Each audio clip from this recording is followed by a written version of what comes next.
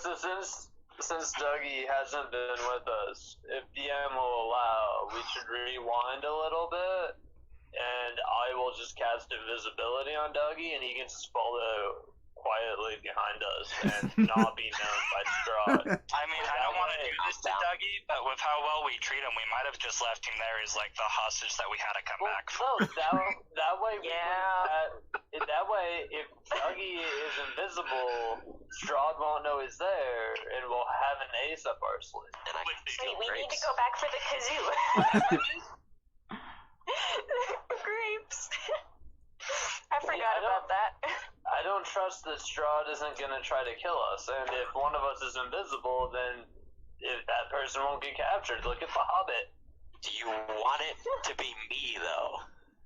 He'll probably play his kazoo half while walking through the halls and shit. All I'm saying is Strahd sees us as, like, slightly better than cattle right now, and do you slaughter cattle in your house?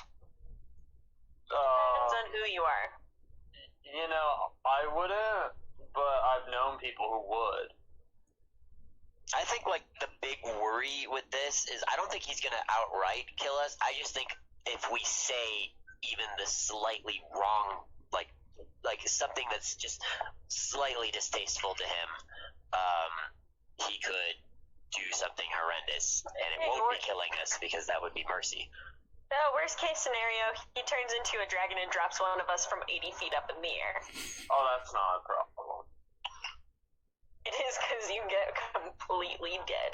Well, I mean, from that story we were told earlier, he has, like, 1,000-foot cliff right next to his castle somewhere, so he'll he can just, like, throw us off, and then we're done. We're done. 1,000 feet is a little bit too far, but 80, I can survive an 80-foot fall. Who was the person? I rolled a 1 on my HP die for the second time in a row, so my health is still, like, pathetically low. Oh, I wouldn't even take any damage. I just cast Feather Fall and land peacefully. There we go. That's how you live. Fall. Anyone else is just dead, and their organs are shattered, and they're just gone. Who was the one that initially agreed to this meeting? I think we all did. Cause yeah, you guys all did. You took a group vote. I listened to it, like, not even 3 hours ago. No, I'm pretty sure. Oh, yeah. If I hadn't been there, then we would be there with Irene right now having dinner. I'm pretty sure I was one. That's true, because when you guys first said yes, none of you brought up that Irene was with you, and I was like, oh god, we are so gonna get her killed. I know, I was just waiting for that. Armand's gonna be pissed because he just bartered to get 1,000 golds for her safe delivery, which FYI we did not pick up that note, so...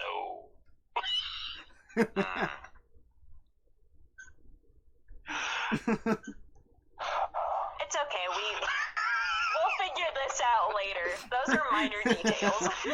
Dylan, you even mentioned it, like, at the beginning of the time. Well, I mean, hey, we got beds back there we can go back to, so we have to go back. Alright, you guys ready to also, go? the windmill. Mm-hmm. Alright, so now that you guys are all there, like, the party kind of rolled up to the wagon. You guys talk to Zelron for a second. Dougie comes running down the road, like, trying to catch up with you guys. Unless... He trips at least twice. Aren't you over his, like, hobbit-sized feet. I am. How do you trip? No, he, like, trips and he catches himself with his hand and, like, flings back up. Well, so, and then it looks more on purpose showing off anything else. He also went with He trips the... it again, and he actually trips. That's the double trip right there. He also went with the way of the drunken fist or whatever monk, so he's probably just really drunk. I found out the other use for grapes. It makes him have a sixth sense for grapes. Oh my god. So, after Dougie gets up and, like, brushes the dirt off of his tunic or whatever he's wearing. Dougie, I'm curious now, what are you wearing? I think you mentioned this before. I don't know if you mentioned it for me, if you mentioned it for someone else, but you mentioned just taking scarecrow clothes. So that's what I have written down is scarecrow clothes. I like it. not gonna die at There's all. still like hay sticking out the sleeves. Yeah. Because, I mean, I don't need armor, so I was like, I'm just gonna make my fucking actual clothes flavorful as fuck. Alright, so yeah, well, you're like at least we know our crops are safe. you're Yep. brushing dust off your scarecrow clothes, and Zelron like hops down into the driver's seat of the wagon, and the doors to the black carriage open, and he's just like, "Get in, let's go." He's waiting. That's Who's waiting? Alright, okay Tubby, if I let's smoke go. in there? He looks at he's like, "Strahd's waiting." He's like, "Duh." Like, and then he looks and he's like, Who's Strahd again? he just glares at you like he's You getting can visibly. explain it on the way. I'm sure. I'm sure on the way. On the way. Yep. Do you know how to cast a spell? He needs one right now. Kellen, he tells you he'd rather you didn't smoke. He's Can I sit allergic. up with you then?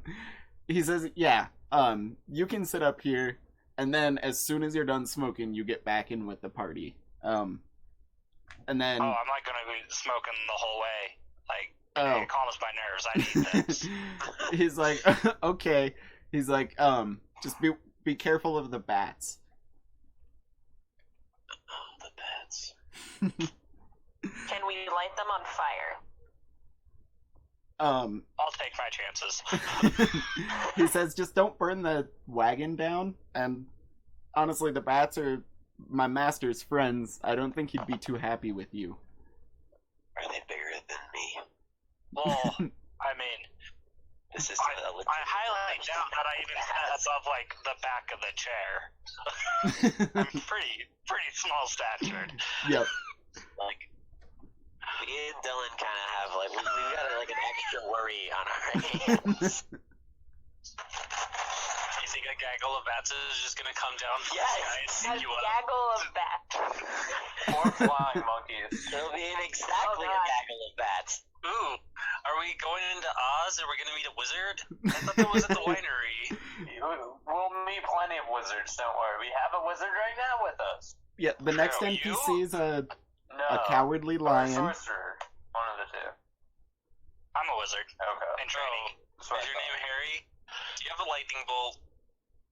I have a witch bolt. Oh, fair enough.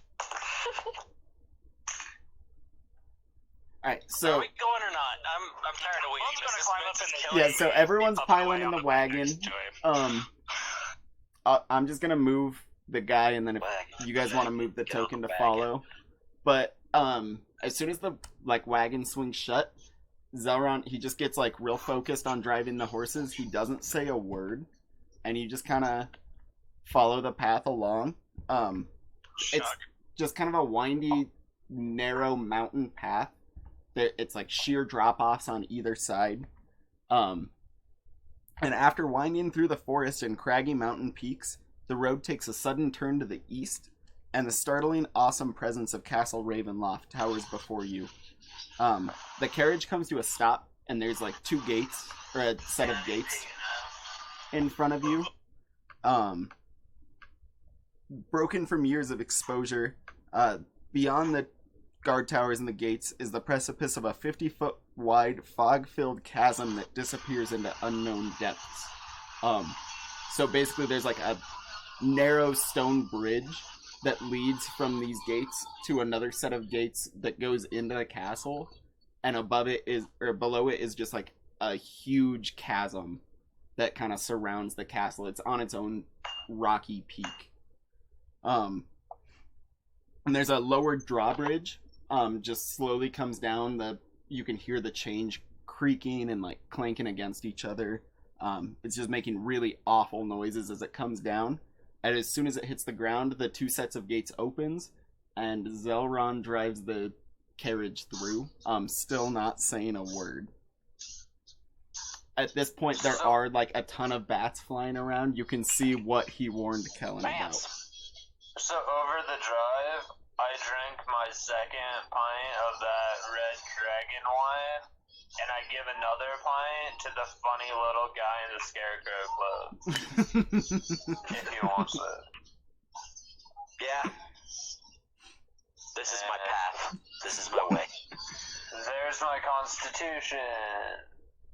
Oh yeah, you're good. So I'm pretty drunk at this point. I'm not throwing up, but I'm pretty drunk. Oh shit! Do I have to make a Constitution save? Dougie, it's your first one, so you're good. I'm also half his size. Oh, that's true. Yeah, make a Constitution save. How big are you exactly? Also, halfling, so he's like 4'2" probably.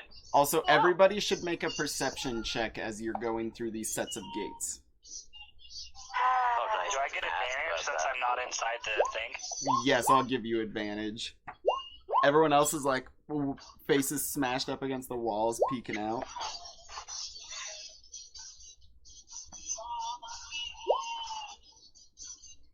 Oh, that did not help me. Alright, so everyone Sure, except yeah, for roll Kellen that and one. Lexi can see as you pass through like the first set of gates before the drawbridge. There's like on top of the pass through, there's a bunch of green mold on the ceiling.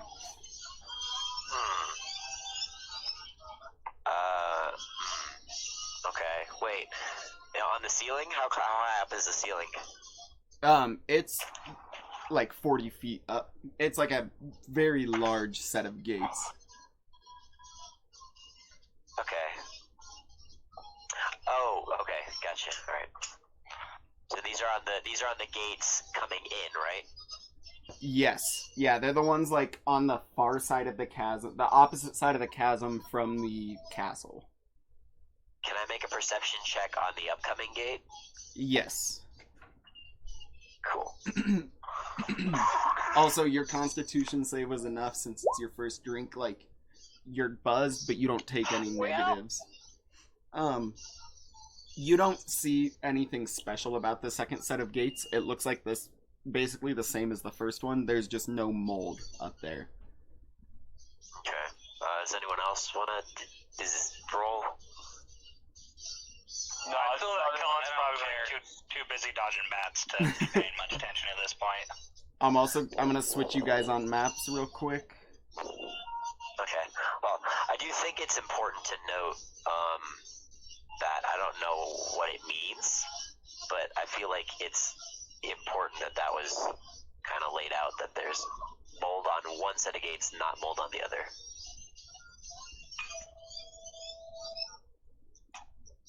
You keep that in mind, Dougie. I will. Is the fog really thick on inside the castle too, or no? It's less thick here. Like, as soon as you get inside the castle walls, you can definitely tell it's not near as thick. And so you guys enter the courtyard and kind of disembark from Zelron stops the carriage, he opens the doors, you all kind of disembark. And he says, if you'll follow me, I'll lead you to my master. Just don't stray. He says that real sternly. And he kind of has you guys just follow after him. He leads you, like, through the full set of second set of gates. And you can see, there's sporadic flashes of lightning that lance the weeping clouds overhead as thunder shakes the ground. There's, like, this storm has been brewing, and as soon as you got to the castle, it just got really bad all of a sudden. Through the drizzle, you can see torch flames fluttering on each side of the keep's open main doors. Warm light spills out of the entrance, flooding the courtyard. High above the entrance is a round window with shards of broken glass lodged in its frame. Oh. And he kind of leads you forward. And there's a little bit of like an overhang that covers up the front door that you guys head up to and pass through.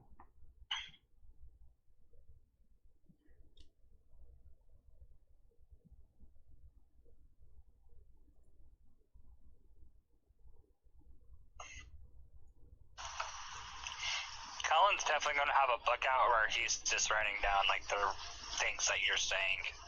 Okay. or that his passive perception would catch. He's not going to make a roll, but he's just going to be like making notes as they walk through. Alright, and then it's gonna switch maps one more time. Alrighty.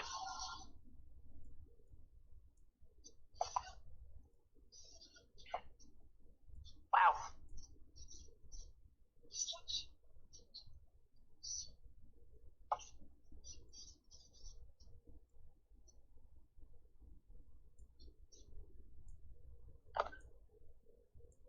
And so as you enter into this room, you can see like these are the open doors you walked into. It's a small entryway. The outer doors, as you pass through, you can see they're really ornate.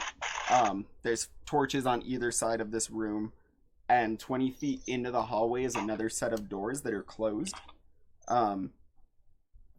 As Zelron approaches them, the doors swing inward and open for you guys, and you can come through. And as soon as the doors swing open, you can see like a very large entry hall, and you can hear organ music playing from all around you. Perfect. Are the doors always automatic like that? He says, for the right people. Fair enough. When you guys come into here, you can see there's cobwebs that stretch between the 4 columns in the room. It's real dusty and dimly lit by the couple torches that are on the walls. And the torches cast odd shadows across the faces of 8 stone gargoyles that circle the room. They're kind of sitting up top around the walls at the base of the domed ceiling that covers this room. And there's cracked and faded frescoes painted on the ceiling that are in various states of decay. To the east, which is actually to the right of this map, north is up, there's a set of bronze double doors. To the north, there's a wide staircase that climbs into darkness. And a hallway to the south is lit with more torches. And you can see there's another set of bronze doors. And you can tell that that's where the organ music is coming from. And Zelron leads you that direction. So I gotta say, this place is nice. It reeks. I just want to be creepy. He says, yeah, we haven't kept up on cleaning it very much. As he approaches these doors, you can see there's another man coming down the staircase opposite them with a tray of drinks. Let me get his token.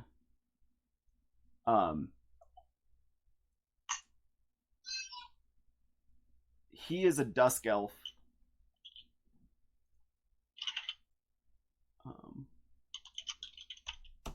Is a dusk elf a drow? Kind of. Not quite. Have we noticed a lot of other races just in general in this land? The Vistani are a lot of, like, they have some dusk elves with them, but mostly human. Same thing in the towns. It's mostly human. You see the odd tiefling here and there, and you've seen a couple elves, but dwarves and gnomes at this point have been, like, you've seen maybe 1 or 2. They're very, very rare. Okay. But you can see another man come down. I just shared his picture with you, and he says, Zelron, I see you've arrived with our guests. Zelron's like, oh yeah. He's like, guys, this is Rahadin. And he pushes the doors open and leads you in, with Rahadin pushing past and following you guys. Inside, you can tell it's a dining room. Opposite the room, or on the opposite side of the room, you can see there's a large organ, and a figure is playing it. He's got his back turned to you. He's wearing a long, dark cloak, has long, dark hair. You can see the table is covered in, like, delicate foods or delicacies and stuff. It's just like a very, very fancy spread. There's crystal goblets at each spot at the table already. The tray that Rahadin had just had like the pitchers of drinks, so he starts filling them. And all of a sudden, the figure at the other side of the room stops playing the organ and stands up and turns around to greet you guys. And it's somebody you recognize. Yes. This is Strahdster. He says, "Welcome, welcome. Thank you for accepting my invitation. I'm glad to see you got here all right. A little late, but I'll let it slide this time. How was the trip? Did Zelron take care of you guys?" He has extremely impressive driving skills. And he steps forward and he grabs his a glass off the table, and he says, "I can't tell, are you being sarcastic?" As he takes a drink. I grab a drink off the table as well and say, "No, he drove very fast and we were really efficient." He says, "Well, I'm glad to hear that. Good job, Zelron." And Zelron's kind of sitting in the corner. He's like a little back from everyone else, and you can tell he's obviously just been waiting to hear something like that. And he's like, Oh, you're welcome, you're welcome. I told you I could do it, Master."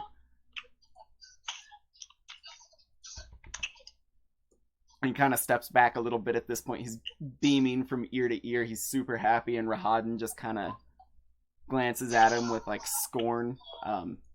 You can tell he's obviously much older than Zelron, who seems like maybe, like, young 20s or early 20s. Rahadin, you can't really tell since he's a dusk elf, but he looks well-aged. And Zelron says...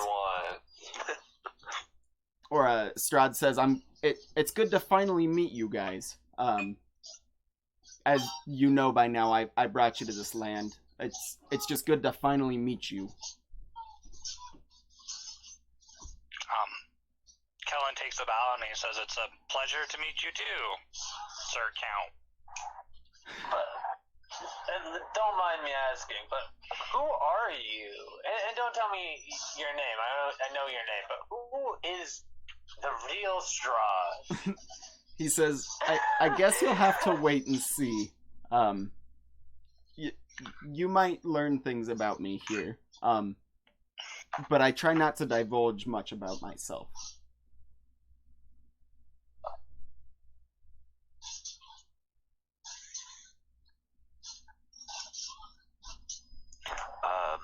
So, Sir Strahd, you say you were the one who brought us to this land. I'm assuming with a purpose. Why were we brought here? Well, I've been watching you guys for a while, I must admit. Even before you came to this land.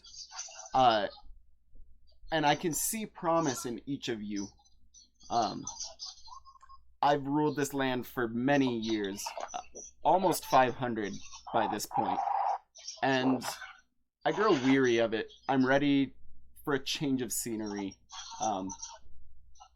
I see something in each of you which makes me think that you may be the one to take my place as the ruler of this land.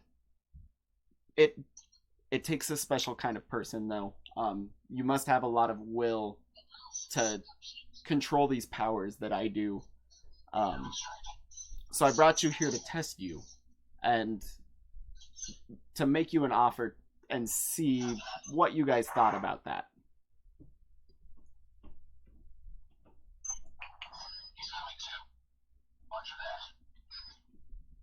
Well, I suppose we can at least hear the offer. I can't promise much beyond that. He says, "Well, I, for one, am far too old to take up with this young man's business of running a kingdom. So I'll just sit this one out." He says, "Well, I'm not happy to hear that. It sounds like you're not even willing to consider. You haven't heard what I have to offer yet." I'm too old to be starting these sorts of pursuits. I can see the finish line already, my good Lord Strahd. He says, "You're speaking to someone who's almost 500 years old. Don't talk to me of old." Yeah, but I, you see, have a heartbeat. He says, Okay then. Sir Lord Strahd, please tell us your offer. We're more than willing to listen. he says, well, as you can see, and he kind of like gestures to the room around him, I do very well for myself. I had this castle built for my parents, and then just kind of took it over after them, but this is a very minuscule amount of the wealth that I've amassed while I've been ruler of this land. If you're willing to take over for me and continue to do what is needed to maintain this power, all of this could be yours. You will never know the delight of keeping this land in the state that it is and denying its inhabitants their happiness until you've tried it.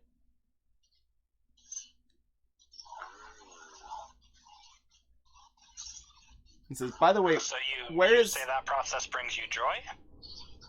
Oh, yes. He says, more than you will know. It's just sublime. By the way, where is Irina? The invitation included her as well. Who? I'll make a deception check.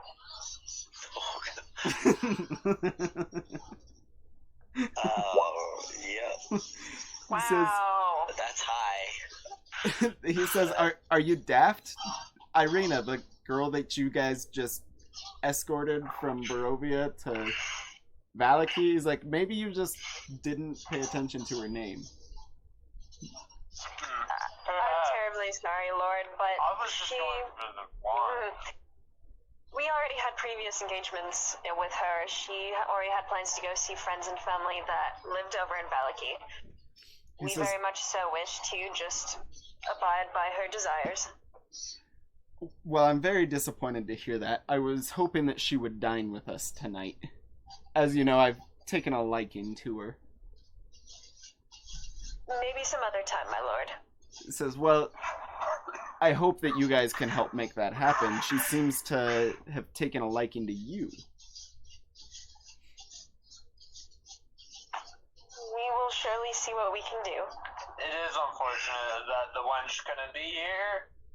But come on, let's call on the whores and make a night of it.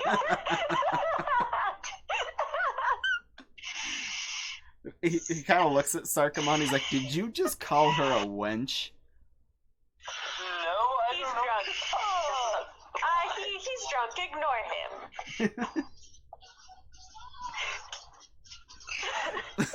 I might have. He just kind of waves his What hand we're and talking about. he just waves his hand and dismisses Sarkamon. He's like, despicable tieflings. He's like, so, and he's like, I know you've heard my offer. I don't expect an answer right now. There's a lot to consider. He's like, no, I've been testing you, whether you know it or not. He's like, I've been instrumental in a lot of the things that you have encountered and been through since you came to this land. But that's just an extent of what I can bring down upon you if you don't accept this offer. That is fair knowledge to have. So is this offer for all of us, like as a collective, or for one of us who kills all the rest of us? He says, well, my master prefers to channel himself through one because he can make that single vassal more powerful. He is open to a group.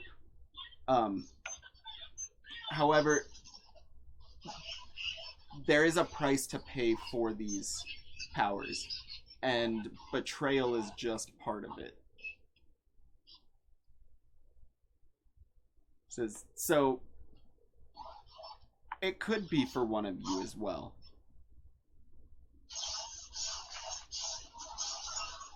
Well, I know I'm very trustworthy. I'm sure these folks are too. And he just goes, you? Trustworthy? Ha! Especially after that. Was that a fumble? Did you just fumble that deception? Do you like puke while you try to say that?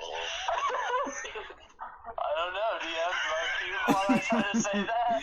He started choking on his drink as he was trying to deceive Strahd.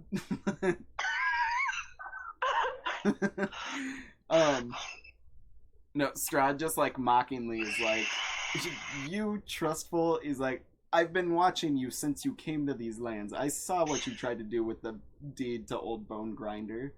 I saw how you You mean convinced those." my mill? My honest... He's like, Here, that is not your mill. He's like, I took that from the Durst family and gave it to Morgantha.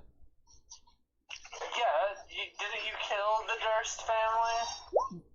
He said, yes, but that is beside the point. He says, I've killed many a people in my time as leader. And I've ripped many a people off in my days as me. Says, I can imagine. Says, but I don't appreciate it. But I don't appreciate it when people try to rip me off. Well, good thing I haven't. Lord Strahd, I find myself very peculiarly interested to history, and we stumbled across this story earlier that you once fought a feeble mage who thought he could overthrow you. Would you happen to recall his name? Why should I tell you? So is no one in the history books who you are stronger than?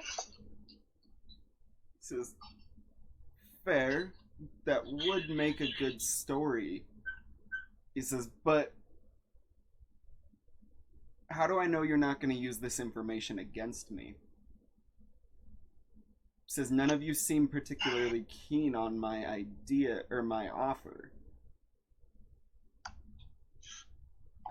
In our defense, you're always watching us, and you can very easily destroy any one of us.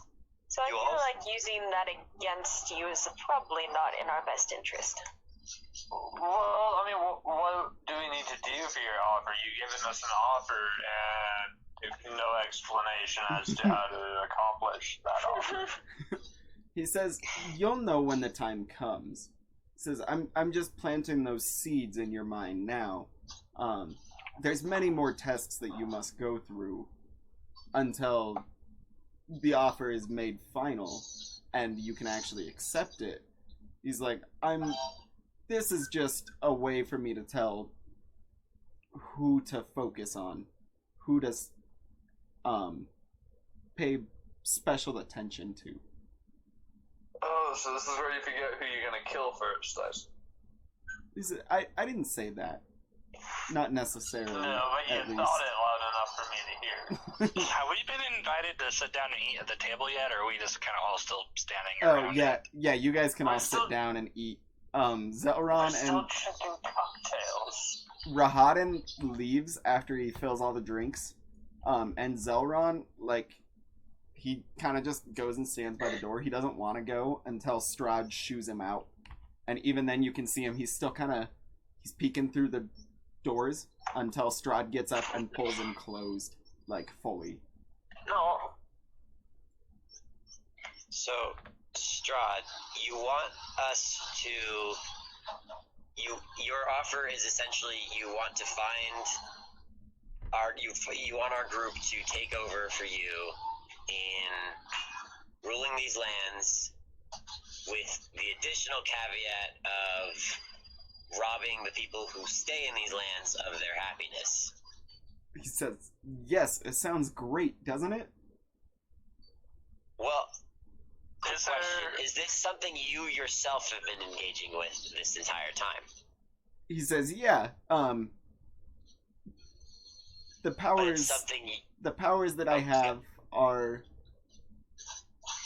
he's like, the best way to use them is to just torment people. He's like, and the people of these lands have known nothing but that for 400 years. Well, that's where I think you're making a mistake. You see, with all due respect, if all they've known is torment, I can see why you've grown weary of your task, because they grow complacent with torment. Wouldn't it be greater to give them an age of enlightenment, of goodness, and then take it away? He says, bring them back when they forget? That is just cold-blooded, my friend. Cheers, and I drink a toast. he says, if I did that, though, I'm not sure that the dark force that gave me these powers would be very happy. He may take them back. Not to press too far, but is this dark force what is preventing you from leaving these lands? Yes. He says, Barovia and I just have a very special connection. Part of it is the powers that I have. With them, I was able to place a sort of special hold on these lands. But it's also tied me here as well. So I need someone to take my spot so that I can break those ties.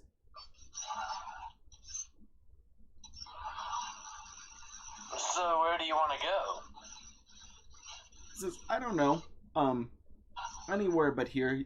I'm just looking for new lands and challenges to conquer.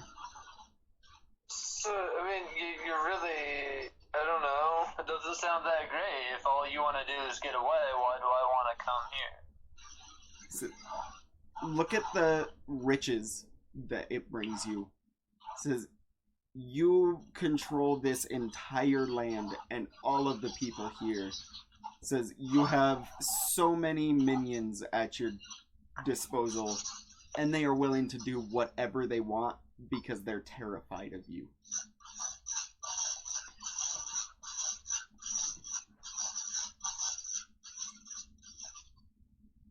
But, like, I mean, it's got to be pretty regimented. Like, same thing over and over, tormenting the same people over and over. It must get kind of boring. It says, it's not so bad. It's taken me 400 years to get tired of it. But you were like a lord, so you're already all regimented and, like, aristocratic type-y stuff.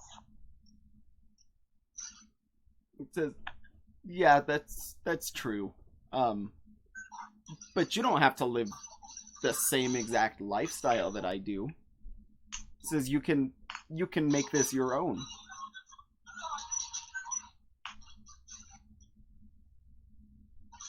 Sounds like a pretty good deal. It says the only thing that I have not been able to gain from this position is my beloved back. It says I have had many brides over the years, but none of them will ever compare to her.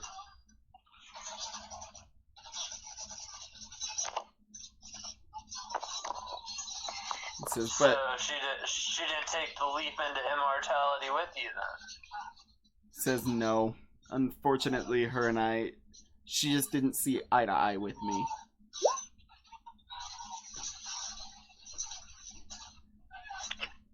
Could you possibly tell us why you're so interested in Irina? Does she perhaps, like, share similar features to your beloved? She does remind me of her so. Says my beloved Tatiana also had red hair like that. But yes, as you say, similar features.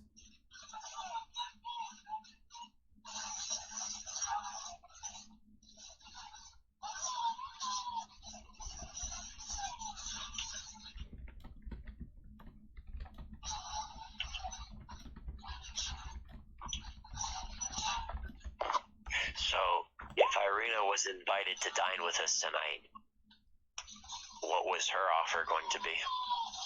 He says, oh, the offer, I can never see her taking that offer.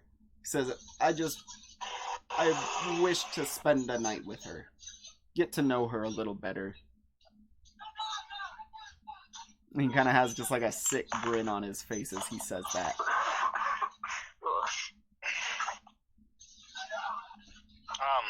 Are there any events in history that you would like to put your spin on out in the world? Again, I am a young historian. You could be a big break for me. He says, well, I could tell you a little about myself. He says, I wouldn't mind having a book written about me. I believe that would be a perfect place to start. He says, well, what do you care to know about?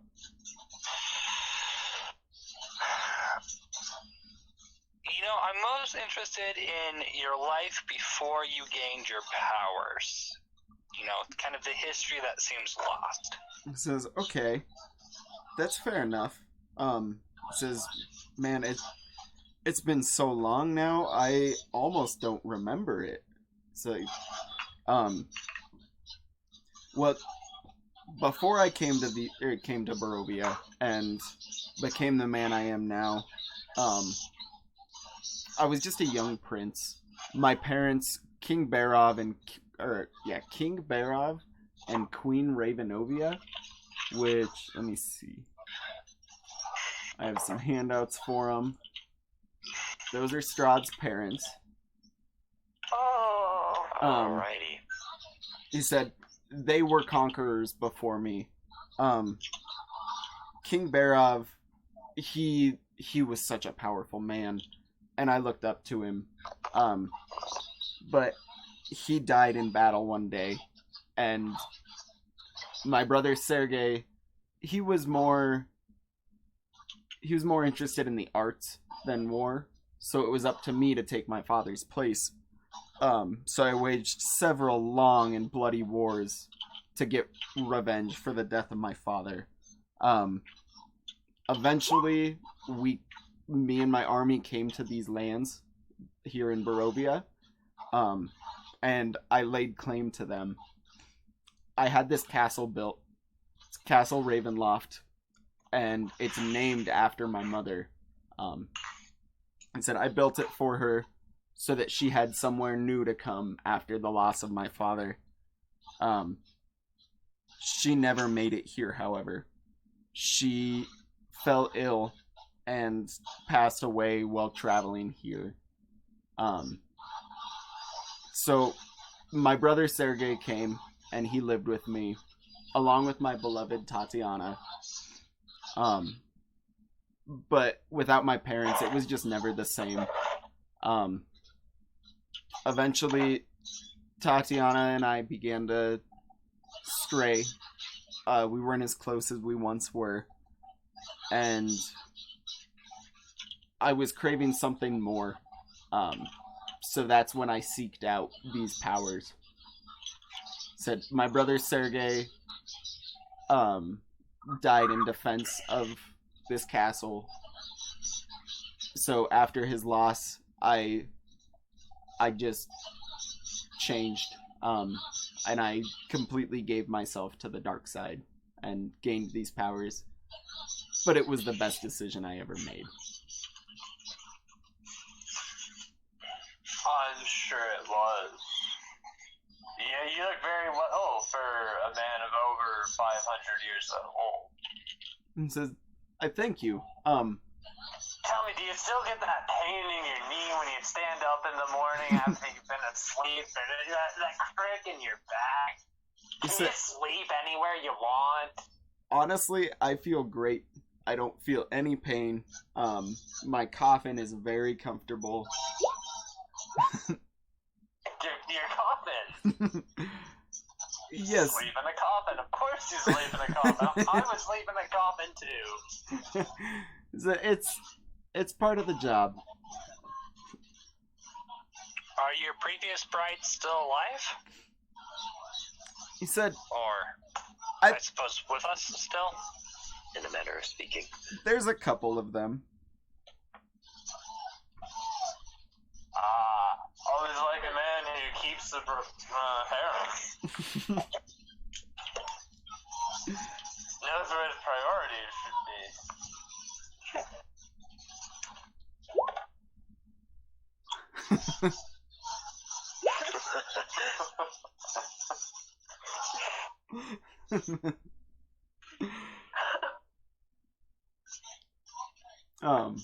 Strahd says, is there anything else you wish to know about? I mean, are you sure you don't want to give up the name of the feeble wizard who couldn't hold a match to your power? Says, I guess I'll cave. You're talking about the mage from a year ago, right?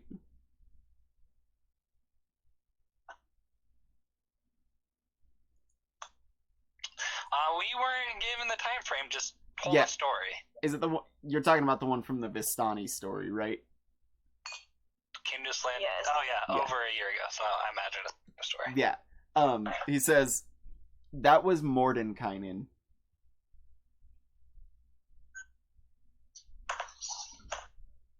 Can I roll a history check on that? Yes, you can. Yeah, I want to do the same. Because I'm pretty sure Dylan knows, but Kellen probably does not. Wow. If everyone wants to roll a history check, actually, and just see if they recall anything about him.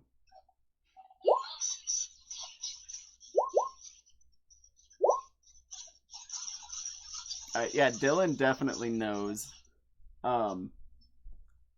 Mordenkainen is he's a really famous wizard in 5e.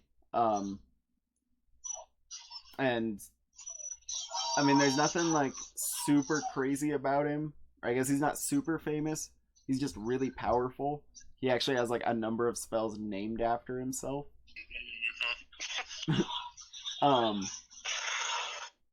But he's normally stubborn, sticks to himself. He came to Barovia to attempt to defeat Strahd and hasn't been heard from since, basically.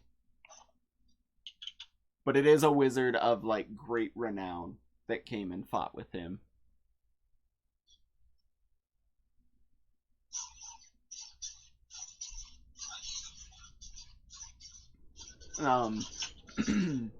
So Strahd at this point he's like, well, I know it's getting late for you guys.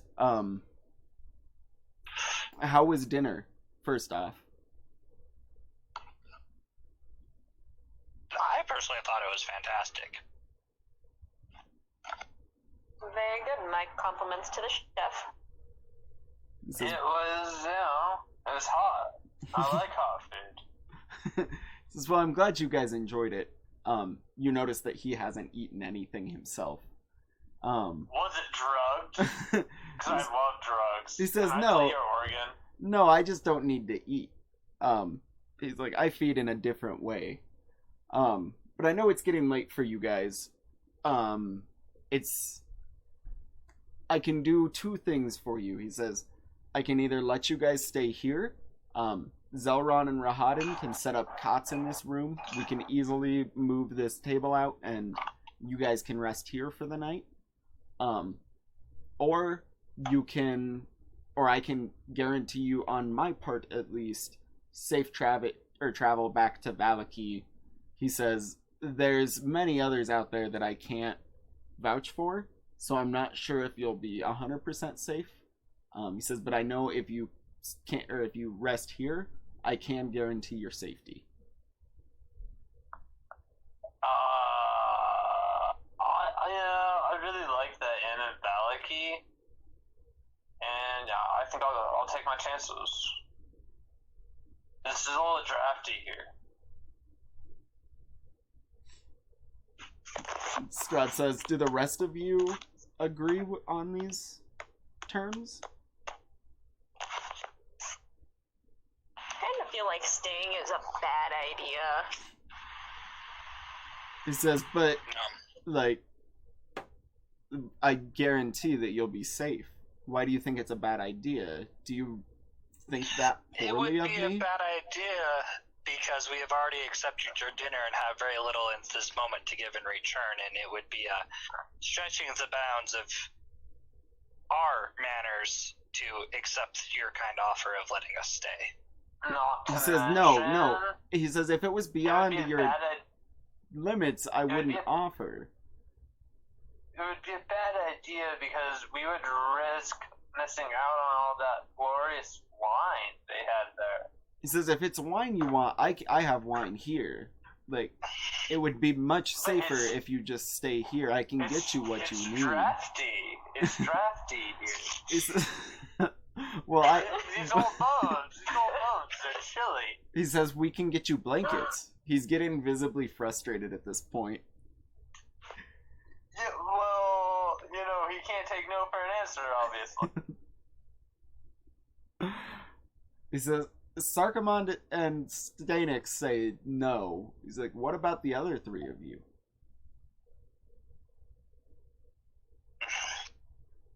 Again, it would push the bounds of my graciousness that I set for myself to accept your kind offer, and I would feel much better about myself if I took my chances and headed back to the village. And I'm sure if you're guaranteeing us our safety there, that most probably will not happen to us.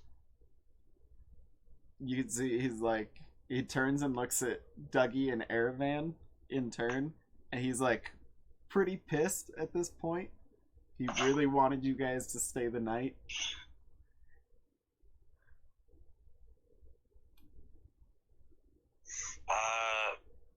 Well, hang on.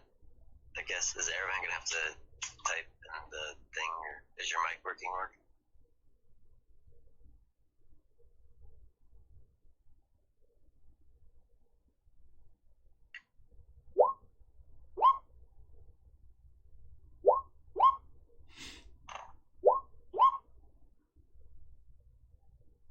Okay.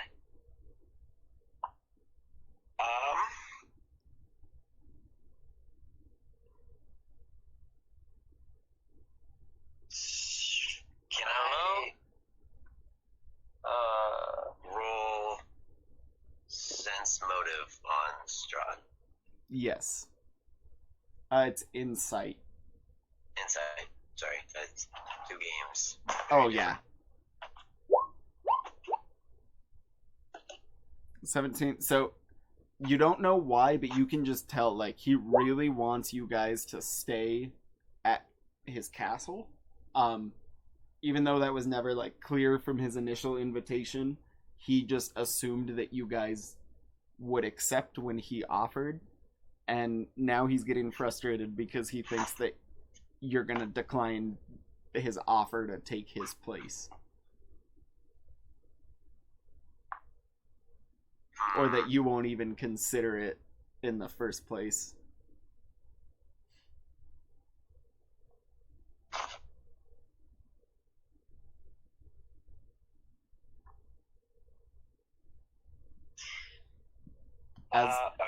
Since his voice is rising, Zelron comes back in, and he's like, Master, is everything okay? Do you need help? And Strahd just, like, turns and yells at him to get out. So he, like, backs back up.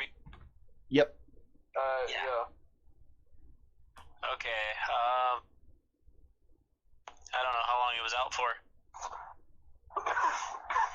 I was gonna flip a coin and decide, so I guess I'd roll a d2 and 1 would be heads and 2 would be tails, and I'll make my decision based on heads I stay, tails I leave.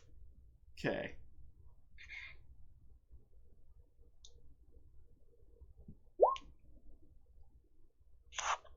Came up tails.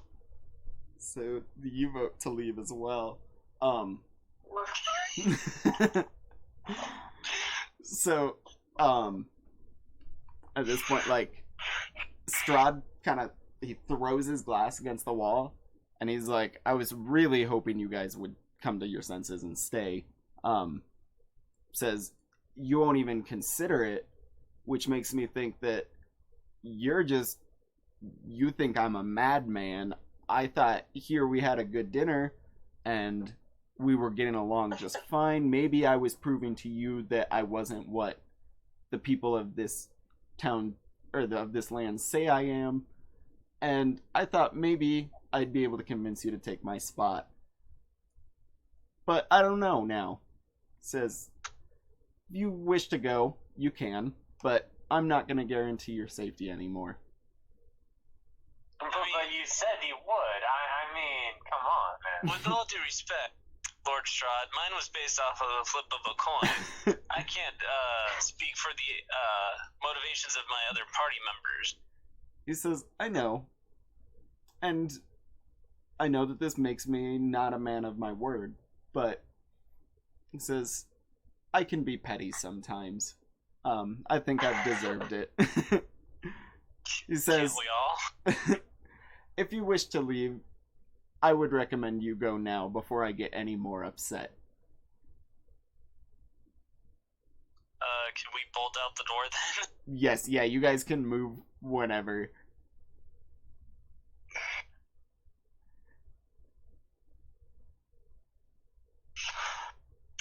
Well, dinner was a pleasure, Count Strahd. If we meet again, may we be able to talk some more history. He just looks at you and says, you and I, he says, I think we might be able to come to terms later on. He says, you're the only one who seems to see me for who I am, not the things I've done. No one can know what a person's gone through unless we've made those changes ourselves, sir. And he bows and walks out the door. Before Stanix leaves, she's gonna ask him, I beg one more question, sir. How long are you gonna give us to make our decision? He says, I'm not sure yet. It depends on how you perform. Says, you guys shall be hearing from me soon. Just try not to piss me off too much. Very well, sir. Thank you. I bid you adieu. And then she also bows and walks out of the room. And as Stanix leaves the room, you can see out of the corner of your eye that Strahd just, like, dissolves into mist. Oh. He is a vampire, after all. How close is it to dawn? It's like middle of the night, probably like 2 a.m. You guys have another Great. 3 to 4 hours. Like, basically the amount of time it's gonna Of, take like, you. pitch blackness. Yeah. Awesome. Nonsense. I pick up a rock and cast light. Nice. It's not dark. Light. I have an instant torch. Light The is rock in my hand a, is instant torch. and it's a It's a cantrip, cantrip. right? Yeah. Yep. No, Is that. there actually just light as a cantrip, or is there always a floating light spell? It's light. It's the touch spell. Sweet. Instant torch. All right. So you guys are back out there and free to control. It is nighttime, so you will roll for random encounters. We not even getting dropped off at the gate, huh? Or up outside the castle? Yep. You better hot-footed, guys. As you guys like are leaving the drawbridge, that mold that you guys saw is gonna come back. Let me find it. So who was the first one out? I think it was Sarkamon. Yeah. Yeah, I'm pretty sure. All I know is that Kellen and Stanix are last in the moment. I was Yeah. third. I was second. Okay.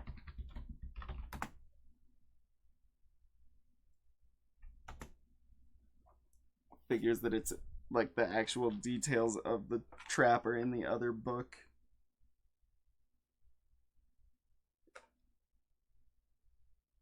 Should I just go ahead and roll initiative now? It's not initiative. I think it's a dexterity check, and I think it's only on the first person.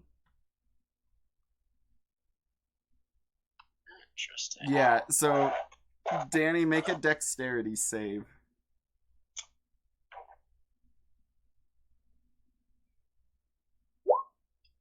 Okay, you're good. And then I assume everyone else is smart enough to just not run through the pile of green mold that's on the ground. Yeah. Does anybody have a negative to their intelligence? Not anymore. Oh, She mocked me for taking those 2 points to make it a 0. I'm a Shows her. fighter.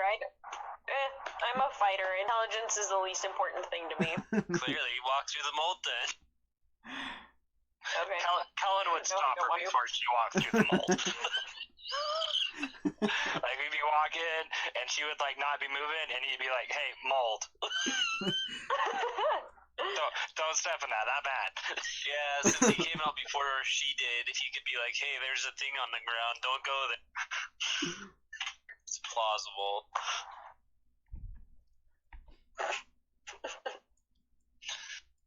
Alright, so yeah, you guys are back outside the castle gates. You can see, like, there's a whole bunch more bats than before. And you can just kind of, like, see a shadowy figure in one of the windows, like, in the very top of one of the towers, looking down at you guys. Oh, that's creepy. Why couldn't I have a necklace of trapped bats instead of ravens? You know, I think that would piss him off more. Not my fault, They are he enchanted it. They are his friends. According to that one guy. You know, all in all, though,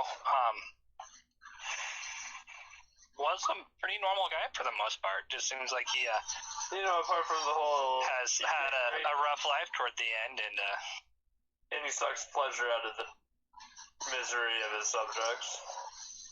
I mean, if he didn't get insulted the entire time, he might not be so salty. I've known some pretty good people that when they turned to power for what they thought were right reasons, did not how they figured it would, and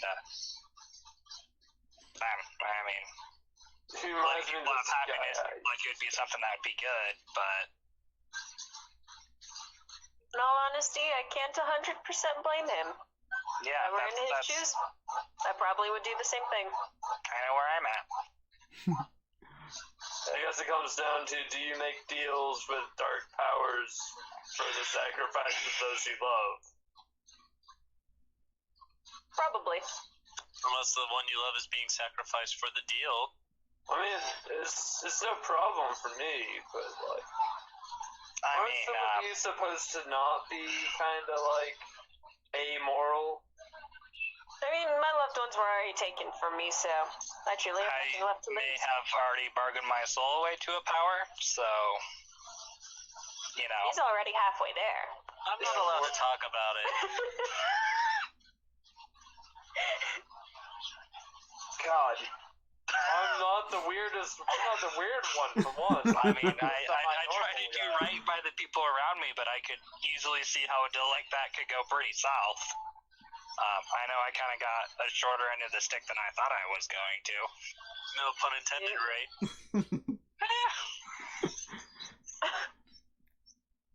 Alright. There's probably a pun in there somewhere, intended. Yeah. Short-sighted, I would think. A little below the belt. I think I am like 3'2" or something. Oh, you're like half of me. Maybe you're the best What? half. Less than half of me. Oh, 3'6". I'm doing pretty good, actually. Oh, okay, well, not totally half, like 60%. Oh my god. Yeah, The very wait, who's best taller? majority. Is Dougie or Kellen taller? Ooh, the ultimate showdown. I would assume Dougie, but I did roll on the higher side, so maybe not.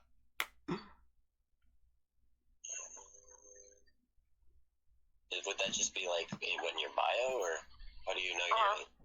Yeah, it's in There's your like bio. a base, and then you roll to add on to it. I don't even think I don't know if I did that. Yeah, I just don't think chose it's my something that it character's makes you do necessarily. There is. You don't have to, but there are rules for it. Yeah. You play by them. That's how I ended up 5'10". So I ended up I'm just 5'5". I'm just like, hey, this is my height. You're a Dragonborn, right? Yeah. You're at She's least 6'6". Yeah, Cole, you average I'm about 6'7". 3 feet tall. and weigh about 40 pounds. Average out to 3 feet. That's what halflings average too. Yeah. Well, I'm at 2. So you're half of a halfling? Does that You make could, you a like, quarterling? sit on- You do have a minimum too. I'll look it up real quick. Dougie could like hang out on my shoulder. Let's see. So a halfling Big is halfling, are you? Dougie's a leprechaun. Cole. Roll 2d4 real quick. Okay.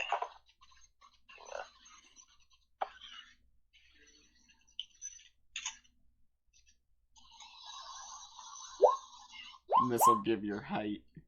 So you're exactly 3 feet. Nice. Dude, you are tiny. He's the monk. He hits harder than anybody, except You're- for maybe the dragon. Yeah, he's just 'Cause he punching packs so everybody much in the punch in a shins. tiny package. 1-inch punch. Alright, so as you guys are like traveling away from the castle, who's feeling lucky? How lucky do you mean? Argamon's always feeling lucky. Alright. Bring it on. Danny's taking it. Danny, roll a d12 and a d8. Oh. Any particular order? No, they're gonna get added together. 13. Alright, Lucky number. now roll 2d6. Oh no. 19 or 13 and 6. Okay, give me just a sec to get this map ready. Oh no. Move Yep, you guys. There they are. Move your guys' token forward into the woods, if you don't mind. I think I'm still the only one that's able to move it. Yeah. No. We're gonna be attacked by like 19 bats. No, we'll be attacked by 13 something and 9 and 6 of something else. Oh, great. If it makes you feel better, the 13 is probably the lower level. But I get It a feeling that one of those was choosing what monster it is. Yeah. He said they were going to be added together, so unless he was lying, which he might have been. Well, you should Alright. be used to lying. So, I'm gonna move you guys to the random battle map. It's a gigantic, like, I don't know what that is. It's a tree that has fallen across the road. So as you guys get in the trees, you see, a tree fell and is covered or crossing the road. And just beyond it, you can see, that's not what I meant to do. A humanoid figure over there that's like wearing a robe with like pelts on as well, and has like antlers coming off of its head. Oh, no. I've been having to fight with these stupid things in World of Warcraft lately. Antlers coming off of this head. Yeah. Oh, no. It's a faunus. Kill it.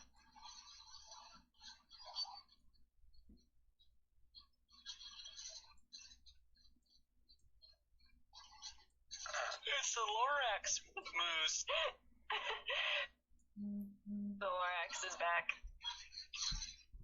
So yeah, you guys should, or what do you guys want to do? Can I roll an investigation check? Roll perception first. I'm gonna roll an insight to see if this thing means anything to me. Can I roll sense motive on the Lorax to see if he really speaks for the trees? Yes. Please. Dylan. So, Dylan and Aravan don't see anything past what I said. Dougie can tell the Lorax is just in it for corporate greed. God damn it. Lexi is just like, she's just staring at the tree. There's tree on the ground.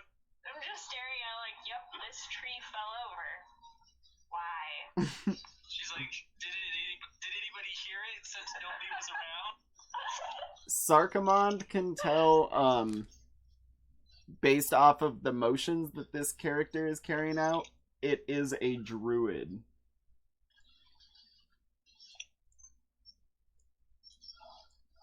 Shit, I bet the tree was thinking that. Aw, why'd he follow his friend? This is a wake, guys. We should show respect. Can I duck behind the tree for safety?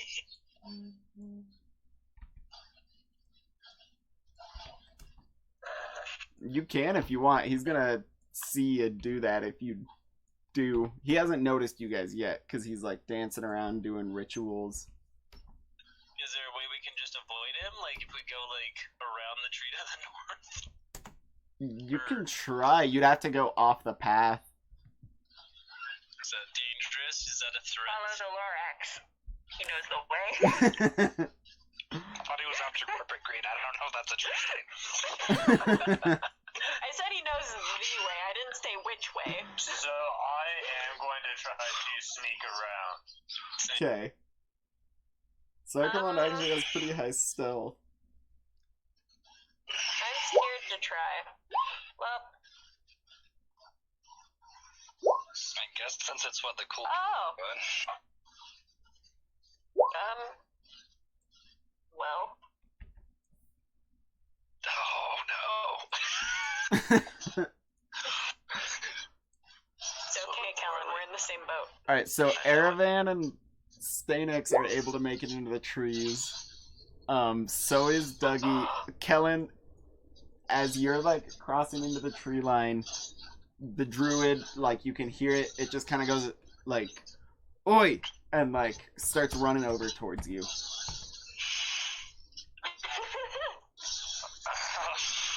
It's got like the fastest in part 2 naked walk. Let's see here. I want to see what it takes to cast one of my spells real quick.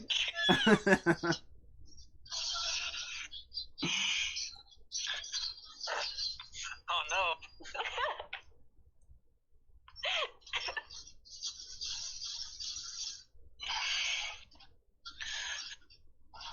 Oh, he's in the tree now. He speaks for the tree. I am the tree. I have fallen. I've been uprooted. Okay.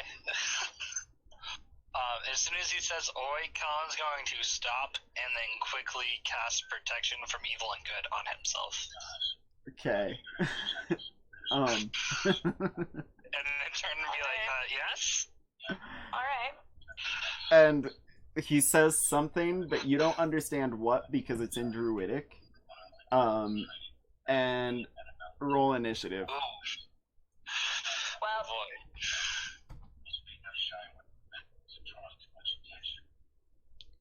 oh no! Oh no, he's been decapitated.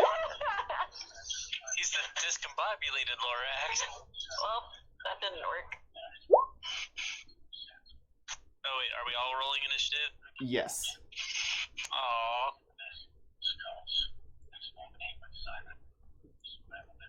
Hey, I fixed him.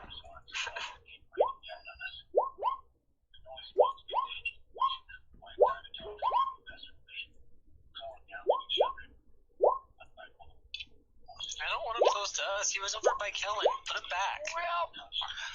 No, he's gonna stay here. Alright, give me 1 He's gonna sec. do a flip.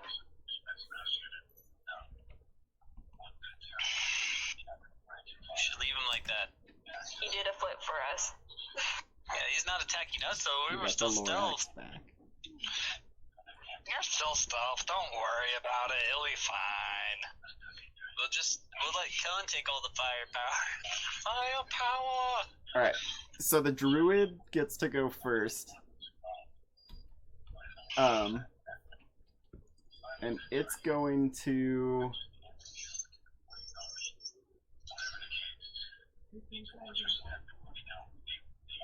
It casts bark skin on itself. And So if I breathe fire on it, will it catch fire? that's a good question. I will check and see. I don't think it technically technically works that way. No, it doesn't count as wood. Damn. That would have been awesome if I could have. And it's It gonna just move gives them more armor. this way to try and catch up to Kellen. And Sarkamond, it's your turn. Alright.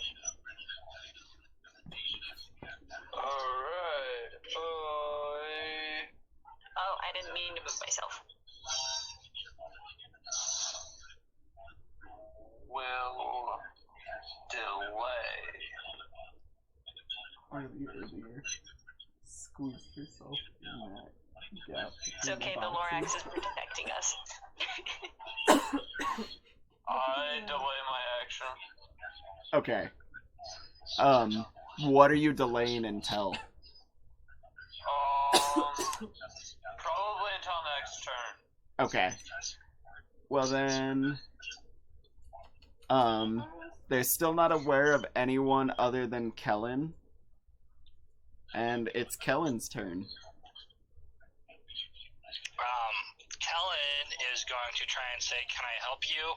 in Elvish, and then Sylvan, to see if the druid can use either two of those languages. So the druid does reply in Sylvan and says, why are you in these woods? I'm trying to get to Valkovia? Vallaki? You're mixing the two. That's the place. Sorry, a little shaken up. Finished up dinner with Strahd's castle, and the ending did not go super well. Good thing I understand Sylvan. And he just says, I can't let you do that. He says, I can't be reasoned with. He's out to get you. Well, thanks for being honest with me, bud.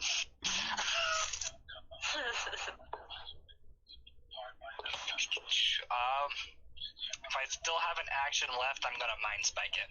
Yes, you do still have an action. So it is a wisdom saving throw, which makes me sad because it probably helped.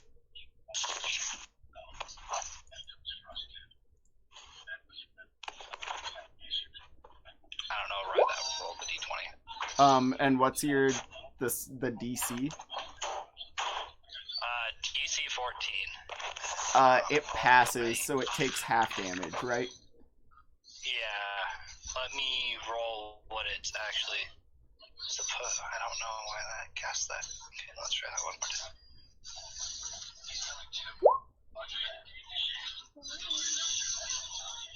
Why was the first one not right?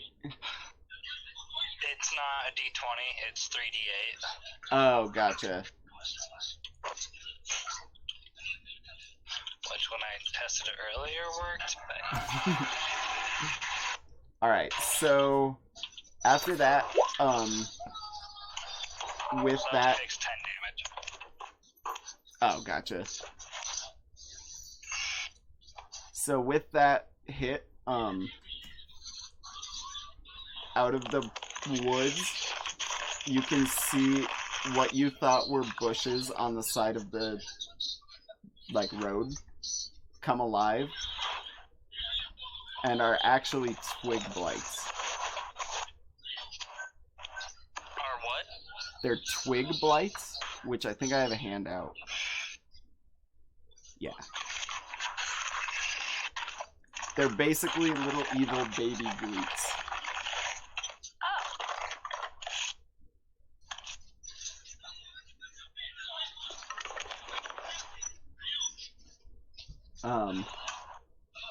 So it's one of the twig blights' turns, and it's going to move that way. And then this one is going to move to there, and still hasn't recognized you guys because its perception is shit. So, Stanix, it's your turn. So I'm gonna back away and hold my action for one of them to notice me. And Okay. then I'm gonna shoot one. Well, yeah. I'm just gonna hold my action, then hit it. Try to hit it with my silver maul. Okay. If close enough. Okay. Well, this one's gonna take its action. And roll a perception. Mark, what was your stealth check again? Whose? Mark's, Airvan's. I got a 20. A 20? Okay. Okay, yeah, it still doesn't see you guys.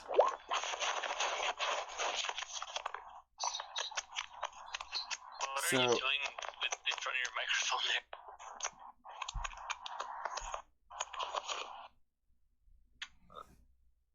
Dougie, Okay. it's your turn.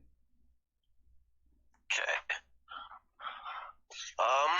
So has anyone? Are we just like all trying to stealth around? Or, Yeah, like, everyone attack? is still stealth except Aravan.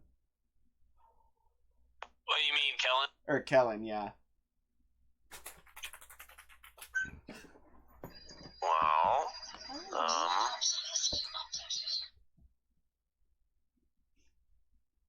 I am going to see what do I have. Oh, we're gonna attack a twiggy boy, but just quickly go through my thing because it's been a minute.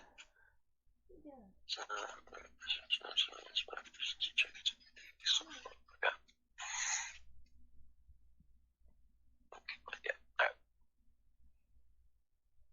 So I'm gonna go up to, I guess, is it count if the tree, is the key tree count as difficult terrain? It does, yeah. Okay. And in your case, like, if you're trying to climb over the trunk of the tree, it's big enough, you will have to make an athletics check, or acrobatics. Yeah, For that you makes and sense. you and Kellen would both have to make an acrobatics check to get over the tree. Then I guess I'll just attack Twiggy Boy over here. Okay. Hit him with my quarterstaff.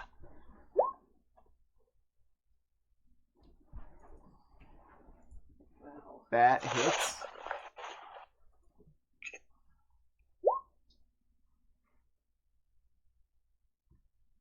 And then, it crumbles apart into little pieces of sticks.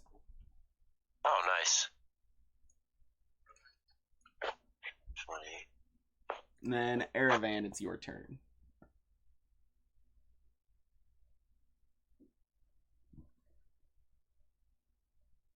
I think I'm gonna move.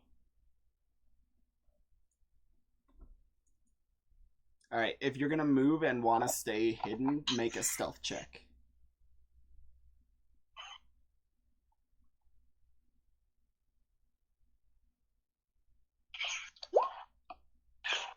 Alright, you're still hidden, actually.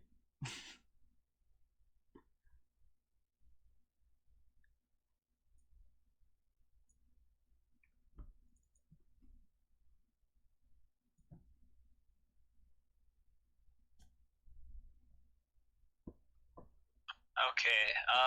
And then that's all I want to do for the minute. Okay. Then it's one of the Twig Blight's turns.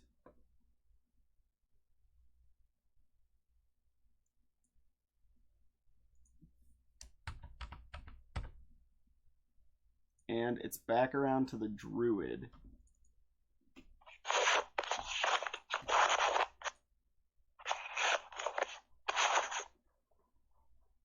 Who is going to...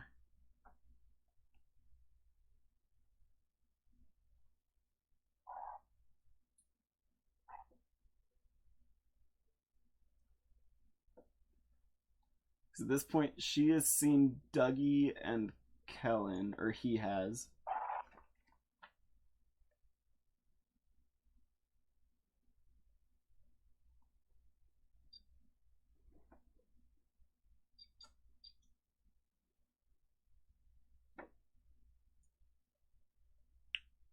She attacking me? I'm trying to decide.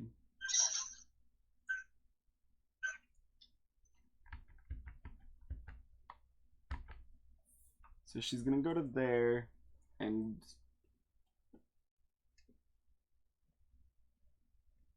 Yeah, Dougie Yeah. killed something. I just tried to talk to her. Or him. Or it, really. so as a bonus action, he's gonna cast Shillelagh. So the quarterstaff that he's got is imbued with power. And she's gonna attack Dougie with the quarterstaff. Does a 23 hit? As a reaction to that, I'm going to use cutting words. Okay, and that's a -1. 1d6. Ooh. Okay. And it expands one of my uses for one of my bardic charges.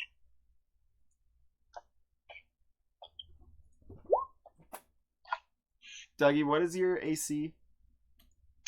It's 15.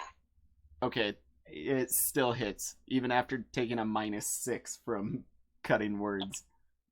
Okay. -3. Oh, -3. It still would have hit.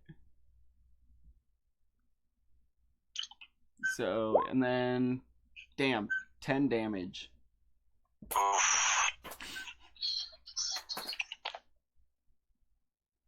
And Sarkamond, it's your turn now.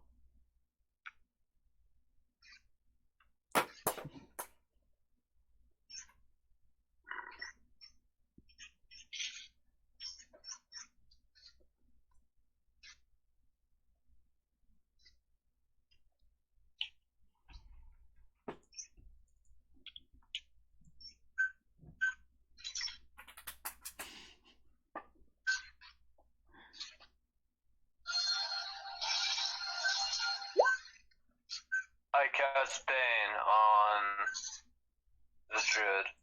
Okay. And then it also hits the 2 twig blights there, right? Yeah, I guess it is. I forget that's 3 creatures. Yeah. It didn't used to be 3 creatures, but yes, I'll take 3 creatures. Okay. They need to make charisma saving throws. Okay. DC 14. The druid fails.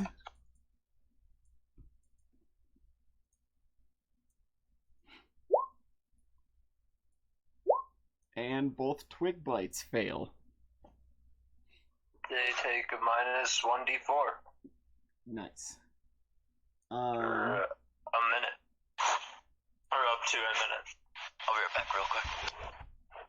So that twig blight's gonna do that. This twig blight's gonna do that, and Kellen, it's your turn.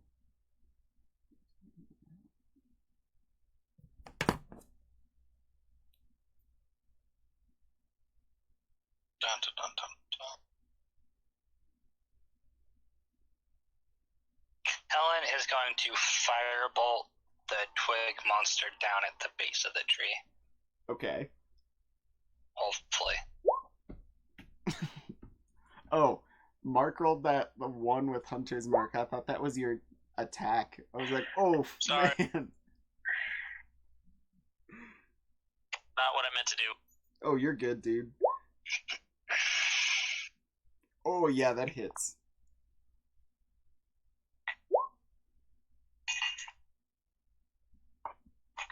Take 6 fire damage.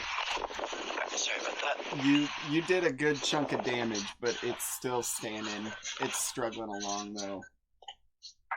And now And it's then- that one's turn. Unless, were you Helen's gonna going move? to kind of retreat up here after he fires the bolt. Nice. My bad. Sorry, I always just jump no, the you're gun on fine. going. And that will be all of Colin's turn. Okay. This twig blight's gonna move forward and attack Sarkamond, but it does take its -1d4. It's gonna miss. I can guarantee that. So, Stanix, it's your turn. Alright, Stanix is gonna give and rush up to the little druid lady thing. Okay. And beat it with my maul. Or I try to. Yeah, that misses. It bounces off of the bark skin. I'm just being spooky.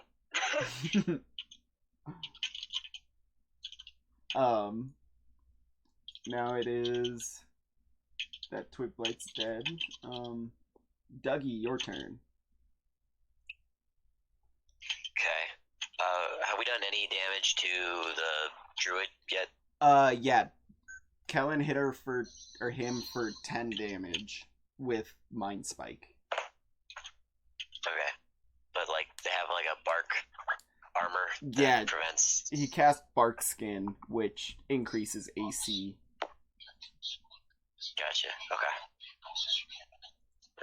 What did you roll? 13. Gotcha. Okay. Alright. Then... I'm going to move here so that we both have +2 to hit. And then I am going to Flurry of Blows. Okay. And with my first hit, I think there it is. Okay. So, with my Silver Quarterstaff, to attack the... Yeah, I probably should. Okay. I'm gonna attack, the Druid. Okay. That misses. With the +2? With the +2, you do hit. You're right. Okay, cool. Okay. And then your unarmed strike. Yeah. So, with my unarmed strikes, I'm going to,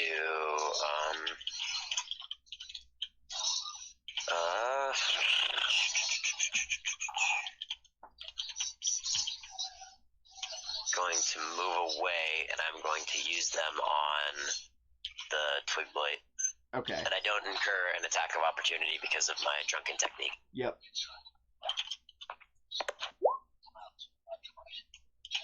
That misses. Okay.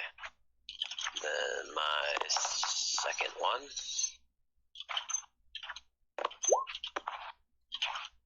That one also misses. Yes, it does. Okay. So, Aravan, it's your turn now. You are still hidden, so if you made a ranged attack, you would have advantage right now.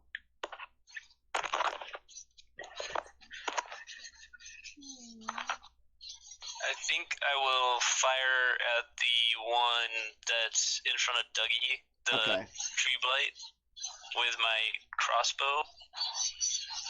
Does he have advantage? Yes, he does. Cool. Ooh, that's a crit. Very nice. They do know where you're at now, but go ahead and roll crit damage. And it's dead. Unless... Yeah, it's dead. Oh, also, Dylan, the one that you shot is dead. I made a mistake. They're weak to fire. I should have known that. They're literally made of twigs. I think that might be the first thing Colin's killed in this entire campaign, so that's pretty exciting. Hey! Alright. And then, were you gonna move, Mark? Yeah, I can do that.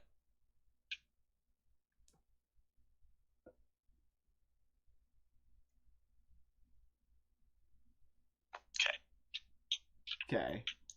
And then the twig bite in the top left is going to take its turn and try to hit Dougie.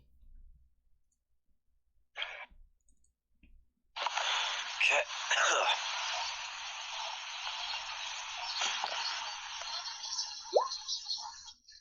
And it's gonna miss, because it takes a minus 1d4. So yeah, that one's not doing nothing. And then on the druid's turn,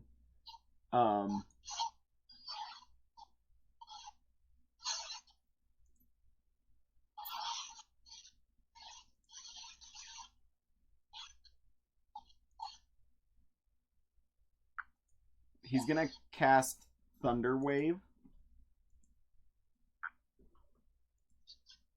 So like a cube pushes out from around him, and hits Stanix and Sarkamond.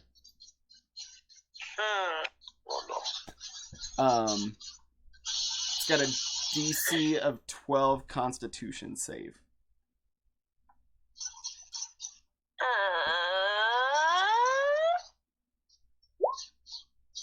Nope. That's a big nope. Alright. So you both... Oh, perfect. You both take 4 damage and are pushed 10 feet away. Goddamn. And How Sarkamond, much it's damage your do we turn. take? 4 damage. Okay. So it really didn't do much. Nope. And then yeah, Sarkamond's turn.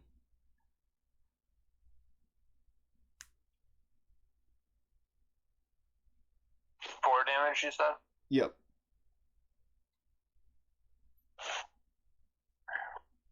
Oh, and the druid's gonna move.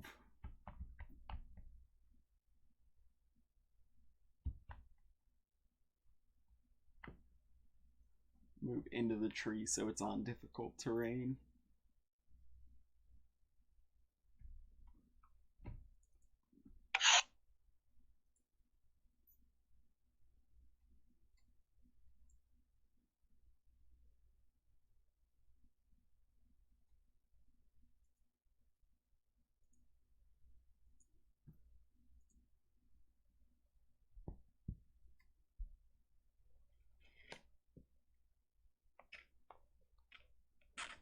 Harley, what are you doing? She was stuck on the cord.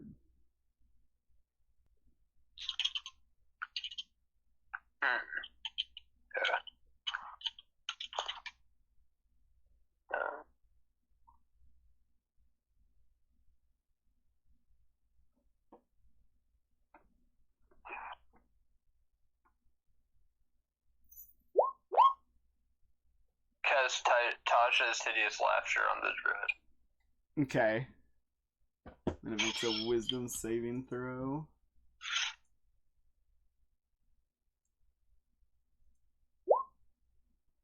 What's your DC? 14. Yeah, it falls to the ground laughing.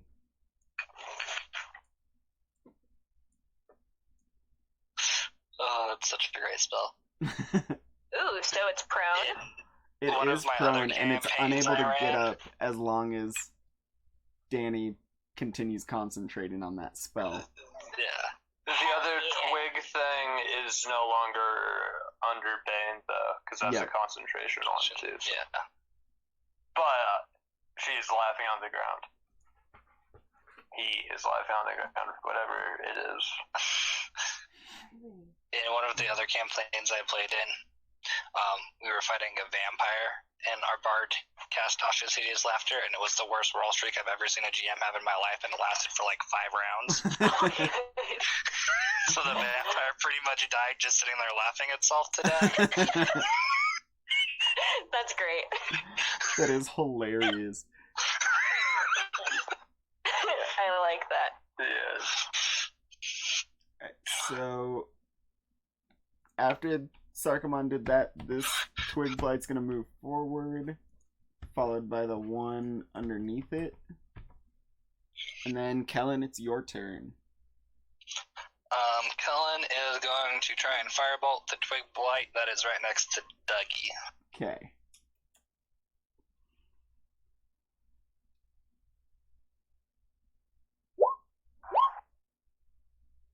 Ooh, critical miss. Dougie, roll a dexterity save. 1 second. Oh god. What do I have to beat? Dylan, what's your spell save DC? 14. That you said it's a dex save. Yep.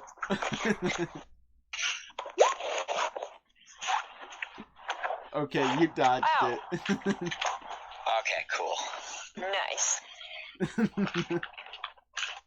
could have had Flaming Fist. Flaming fist up your I feel like I wouldn't really have flaming fists, more like I just look like Guy Fieri for the rest of my life.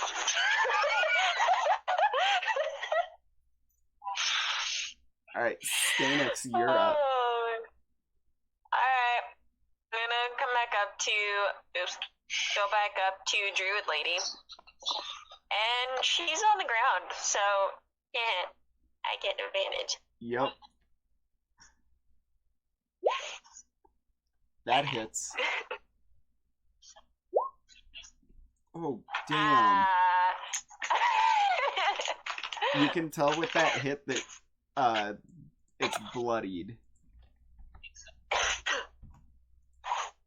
And Dougie, I love being you're up. able to hit stuff. Alright. So, I'm going to pop a key point for, what's it called? Flurry of Blows again. Shit. There we go. So I'm going to pop a key point for Flurry of Blows. Go up here. So I should be hitting with a +2 and also advantage, right? Because she's on the ground? Yep. Is that how it works? Yep. Okay. Yeah, the druid's just gonna get fucked now. That hits. Okay.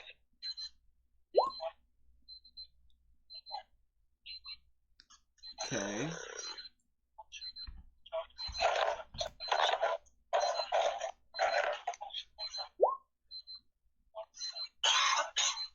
That one hits with the +2 flanking bonus. Okay. There you go. And then the last one.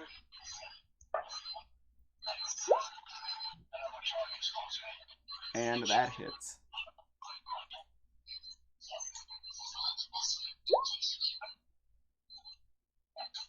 And do you want to kill or knock the druid unconscious? I'm gonna knock him unconscious. Okay. I'm guessing they're not acting on their will. Yeah, so it's unconscious. Erevan, you're up.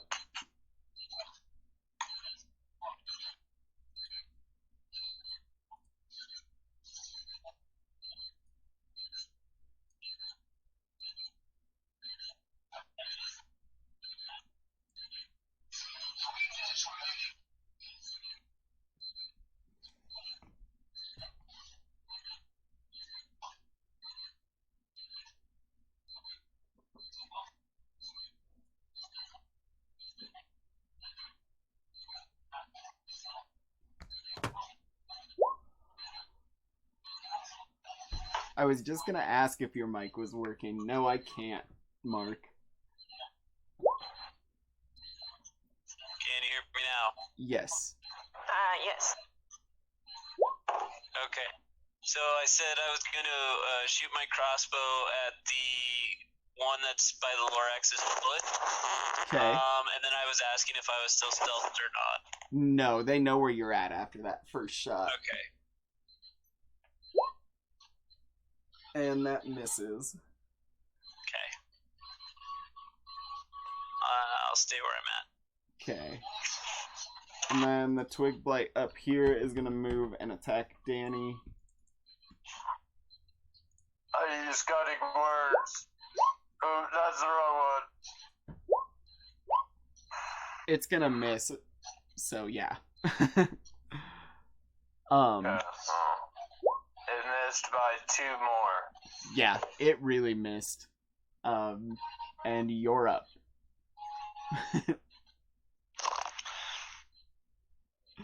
Just to make sure, that's not like a carbon dioxide.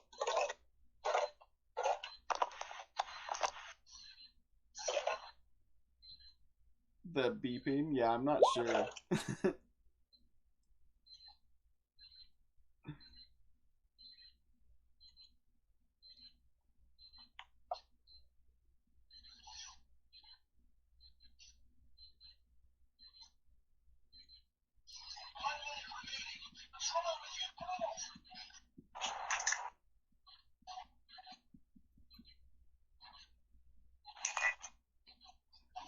Again. Just out there smoking weed, finding out. Nothing.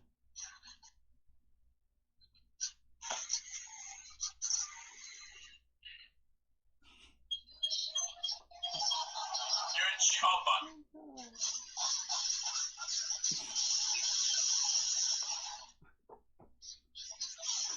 Everyone's still there, right?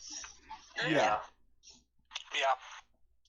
You think Brandon's So is just... it my turn? Oh, yeah, my bad. So you I thought you knew. That's my bad. Yep, she's just fully in there.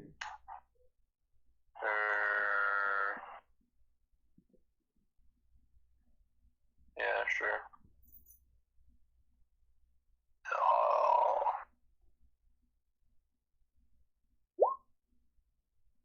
Tag it with my quarter step. And that hits. 6 damage to it. Nice.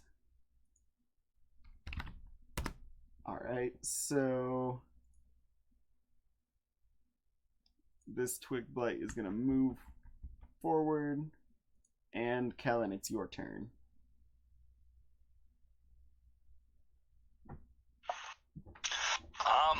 He's gonna try and fire on the twig bite that he can. Okay. The one I think that just got attacked by a quarterstaff. Well, really, it's just a walking stick. I'm an old man. I need a cane. That Well, at least I misses. didn't hit you. So. You shouldn't hit me. I'm your elder. You should respect your elders. Bring me wine or something. Maybe he's like... You're not even that old. I'm 66 and a half years old. Not that old. You're not that old at all. Well, for a tiefling, that's pretty old. Yeah, I don't think I'm thinking tiefling years. Alright, Stanix, you're up. I'm gonna go hit Twig Boy.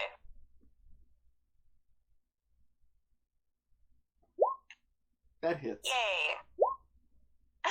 Good lord. Bursts into a million pieces. Yeah, I'll just let you know, that was more than double its health in that one hit.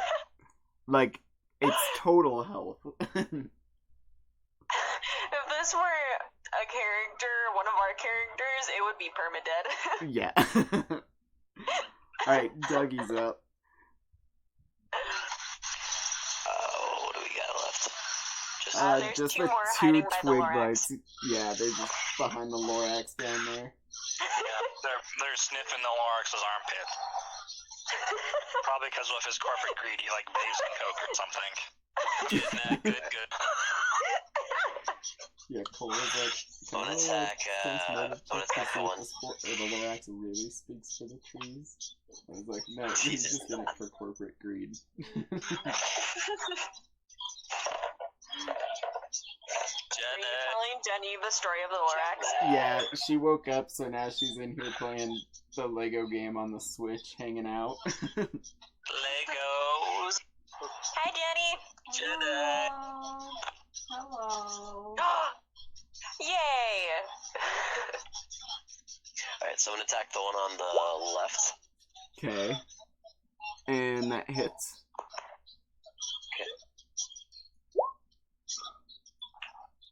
And it dies. And alright, and then the one that is to my bottom right, I'm gonna hit with my bonus unarmed. Okay. Hit.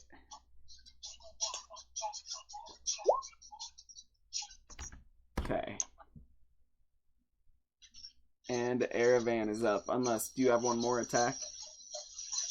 No, I would use Flurry of Blows to do that, and That's what I I thought. I'm not gonna waste it on a twig. Yeah. So Aravan, you're up. The twig takes offense to that. Shoot at that one with my crossbow. Oh, damn. There's a crit. You probably killed it. Yeah, it's dead. Before we fucking turn it into splinters. They're all Welcome to the splinters Splinter this Club. point. Except for the one that's a pile of ash. Yeah. That one, it just like, when Dylan hit it with Fireball, or Firebolt, just like caught fire and ran around screaming for a couple seconds and then just like burnt up. Went and tagged somebody, lit them on fire, then they stopped, dropped, and rolled, lit the forest on fire. Yeah, so now the whole forest is on fire around you guys. You should probably run. Well, yeah. Oh, Yeah. having an improvement. You So shot yeah. your crossbow bolt into the twig at just the right spot so it could feel a moment of increased manhood before dying. Satisfied that it was Wow. I'm glad I'm there for the Twig Boys' pleasure. That like Boromir moment. At least I went in point first. You gave it a warrior's death. That's, splinters all around. Does that mean that it did not lose battle control before it died? No, I shoved it up through that hole. That's where the point went. Are you okay, Lexi? Yeah. She just breaks sometimes. She cut the microphone when she's doing this. I think so. Squealed Dragonborn before it exploded into a million pieces. God. Alright. So what do you guys want to do after the combat, now that everything's dead and you have the druid unconscious? Let's slip away into the night and try to get back to the inn. We should cut the Do you wanna druid retrieve your open bolt? and use it for strange rituals. Wow. This is just a Okay. suggestion. You don't I mean, have okay. to. Stanix isn't opposed to it. I don't know what that means. I can tell you, any ritual where you need like living blood things is probably not a ritual I want to be part of. Well, You sure? I mean, Could be a party. right? That's what I'm thinking. When was the last time you cut something open and used it for strange rituals? Dylan's just gonna shake his head and continue walking back to his town. I'm A gonna fun follow time. Let's go.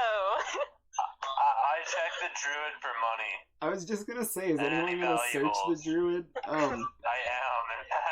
I'm So gonna you help find- so he has advantage.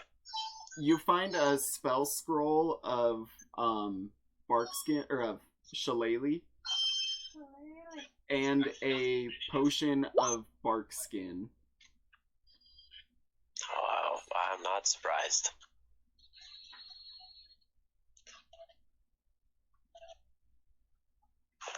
And then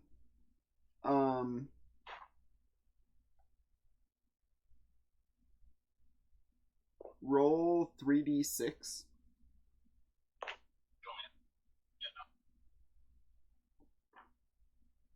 You see him T-posing blood flow. D6, you said? Yeah, 3 of them. I don't know what you're trying to do, but fail. So you find 13 gold and roll a d100 real quick.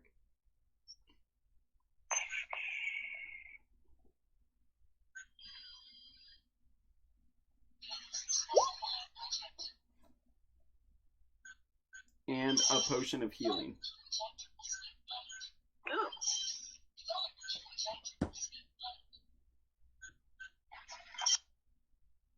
And the tree blights had nothing on them because they didn't have pockets.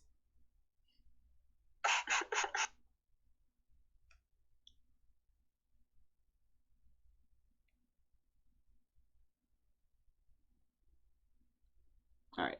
Then, do you guys just want to go back to the overworld map then? Yeah. Okay. Oh yeah. It's pizza time. Or we can just fast forward to where you're back at the town if you want. Unless you want to do something with the mill. Oh yeah, do you guys just want to stop at the mill now? Is it still the middle of the night? It is, yeah. It's like 5 in the morning-ish now. Sun's gonna be coming up before too long. I think by the time we get there, the sun might be up, but I'm down to mess with some meat pie making people. Alright, let's go.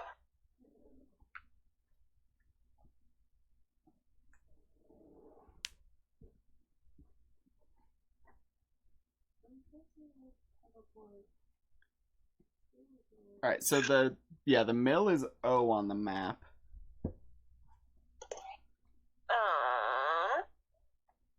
Bip. I think it can go one space closer. So how are we gonna do this? We're just gonna go knock on the door? Pretend we're like Girl Scouts selling cookies? No, Feels you like could just come up and be like, "This is my mill. Why are you here? I want the meat pies. I'm gonna fire at your face." Wait, why are we going to the mill? To get back my property. She already knows we know she's a hag. This is not going to go well. We could We dress already her like rolled. a baby. And then try And- and barter. Strahd gave her that place, and Strahd is fucking pissed at us right now. Doubly not a good idea. You know, that's a fair point. Who's worried about Strahd? Cullen raises his hand and starts jumping up and down. Well, at Yeah, least I'm in that same boat. I'll show you guys what the mill looks like, because you got close enough. So you can see that's the mill as you're getting closer. You can still see a light on in the second story window. You can see the tattered remains of the windmill itself are kind of turning. And like the third story window, that light that was there is out now. See, we already missed it. They're no longer making children into meat pies. It's too late, man. It's just not even worth it. Hey, we haven't Prepare to confirmed take down their a hag children. coven, not just stumble in the middle of the night. As you guys are talking, some of the crows that were perched around the inn fly into Aravan's birdcage. But one raven, like, is kind of on the edge right next to the door, and it's, like, hopping around, squawking at you guys, obviously agitated about something. Shit, can we like pelt it with a rock or something? And then put it in the cage? It's probably a spy. It's most certainly a spy. I don't know what you're talking about. Birds can't be spies. Let's The lights- just leave. I know. They obviously went to bed. The lights are off. Let's go. Why don't you think birds can be spies? Birds are just Because if I thought they could be spies, it might think it's that I think it's spying on us, and if it thinks that I think it's spying on us, it will know we're onto it. That's the most convoluted, backwards nonsense I have ever heard in my life. Yeah, well, that's Sarkamon. That's how he thinks. In his defense, he renamed himself Tiberius. Fucking feels like a game show. Like True. ads. This is the guy that I watched change his opinion on if we were for Strahd or against Strahd 3 times in the same conversation. Nearly got us killed by those guys. Yeah, that's fair.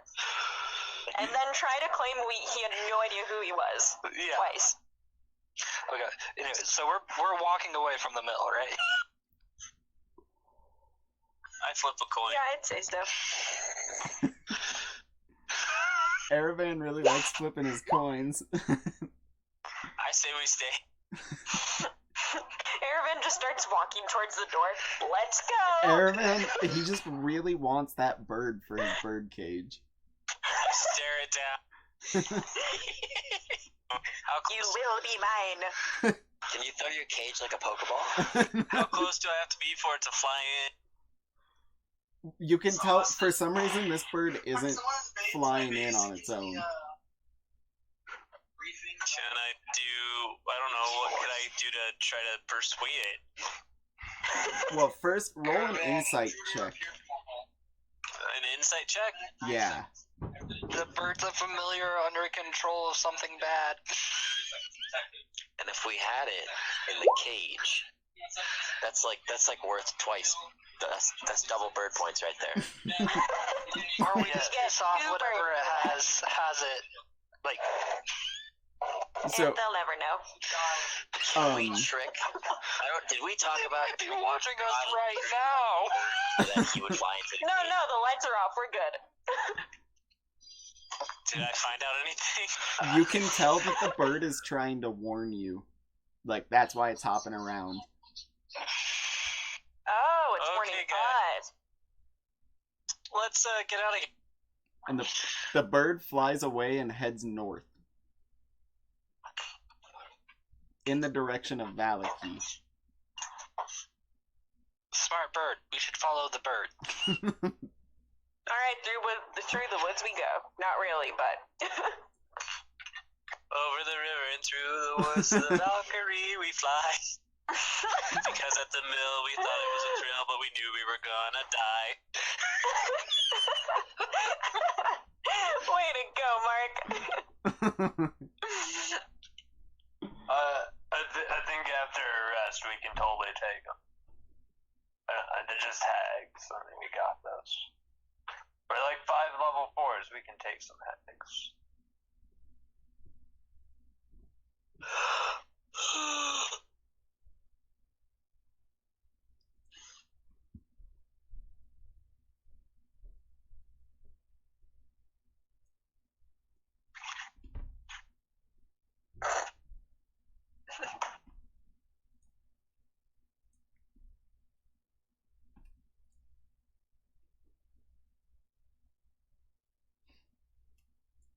So we're just hightailing it to the inn for the minute. Most likely. I'm guessing. Yeah, get some rest in. That's not a bad call.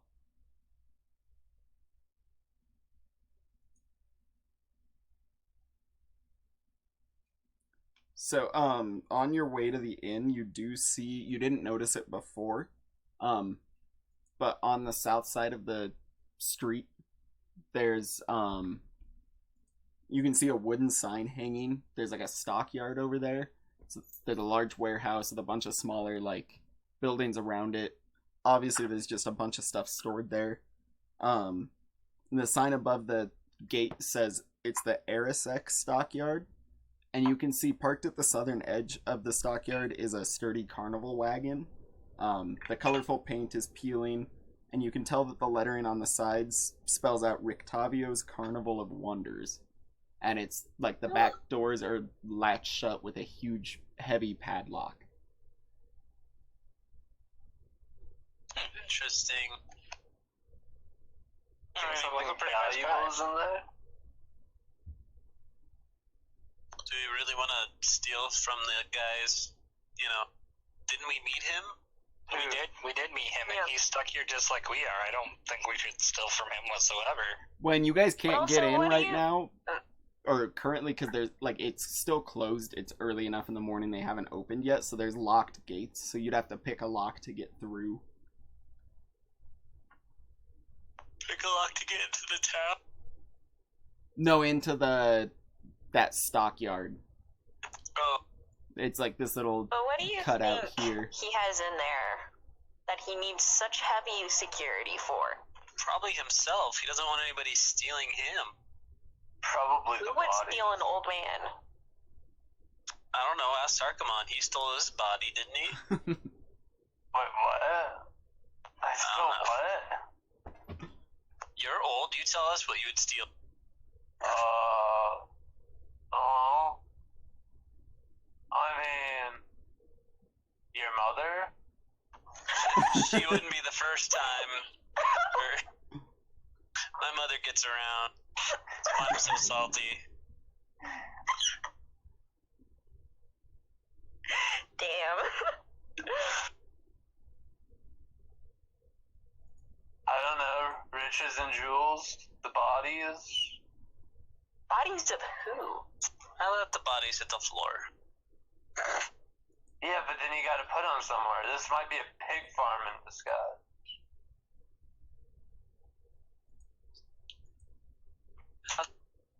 Okay. What, haven't you seen Snatch? I mean, they went from bodies to pigs. Yeah, have you ever seen Snatch?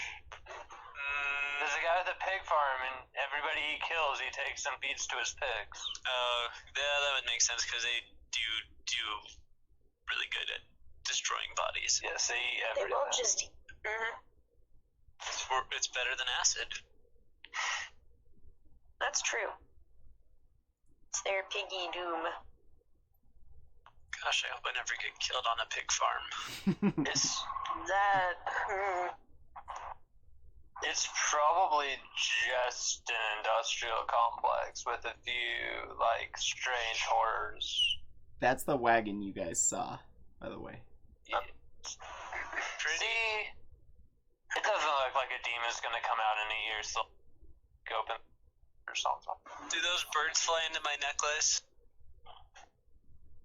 What'd you say, Please? Mark? Sorry. I said, do the birds fly into my necklace? Yes. Nice. Yeah. All of the birds. You can tell all of the ravens in town are not entering your necklace. It's like just the other types of birds. I like the ravens, though. We have an understanding.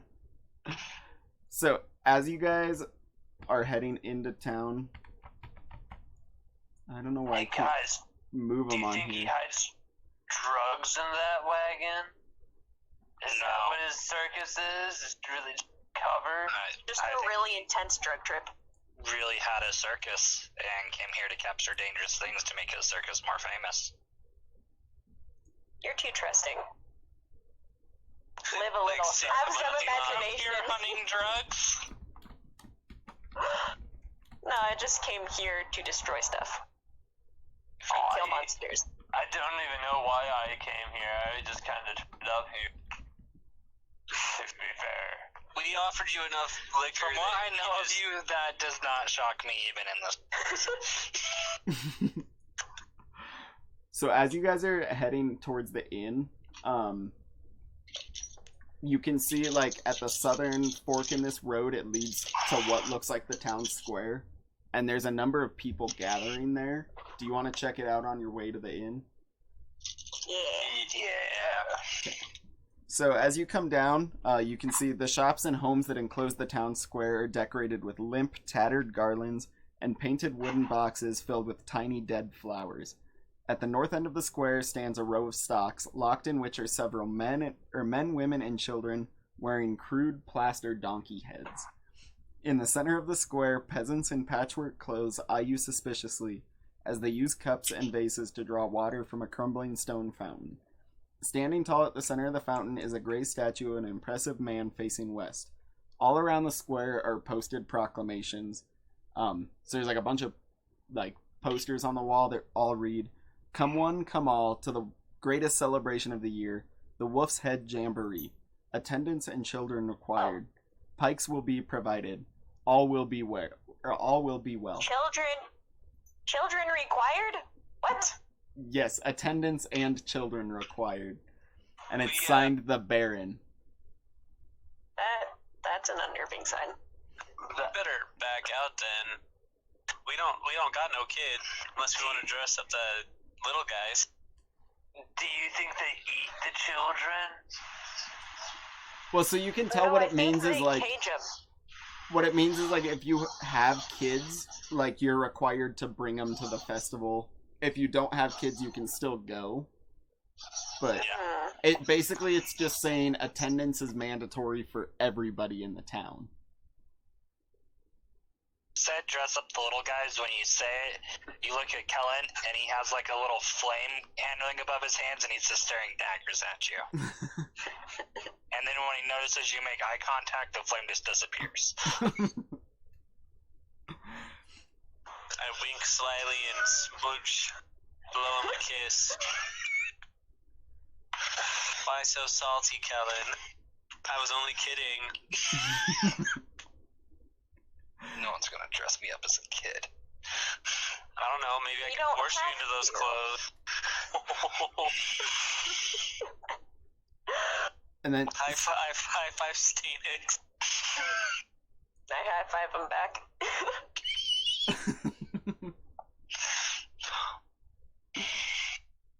I like how Mike and I just kind of band together. On the street, and he's like, "Hey, do you guys have those meat pies here?" He says, "What meat pies?"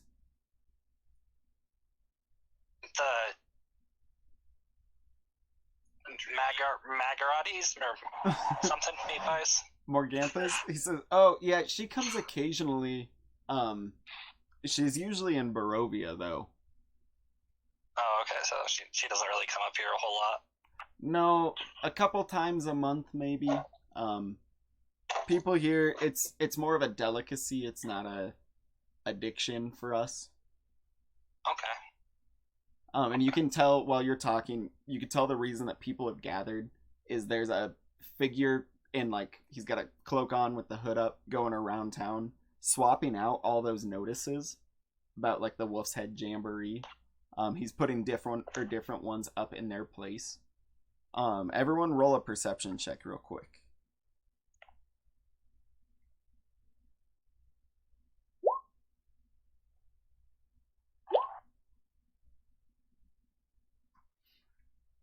Alright, Sarkamon definitely sees it. Stanix sees it. I rolled higher than a 10.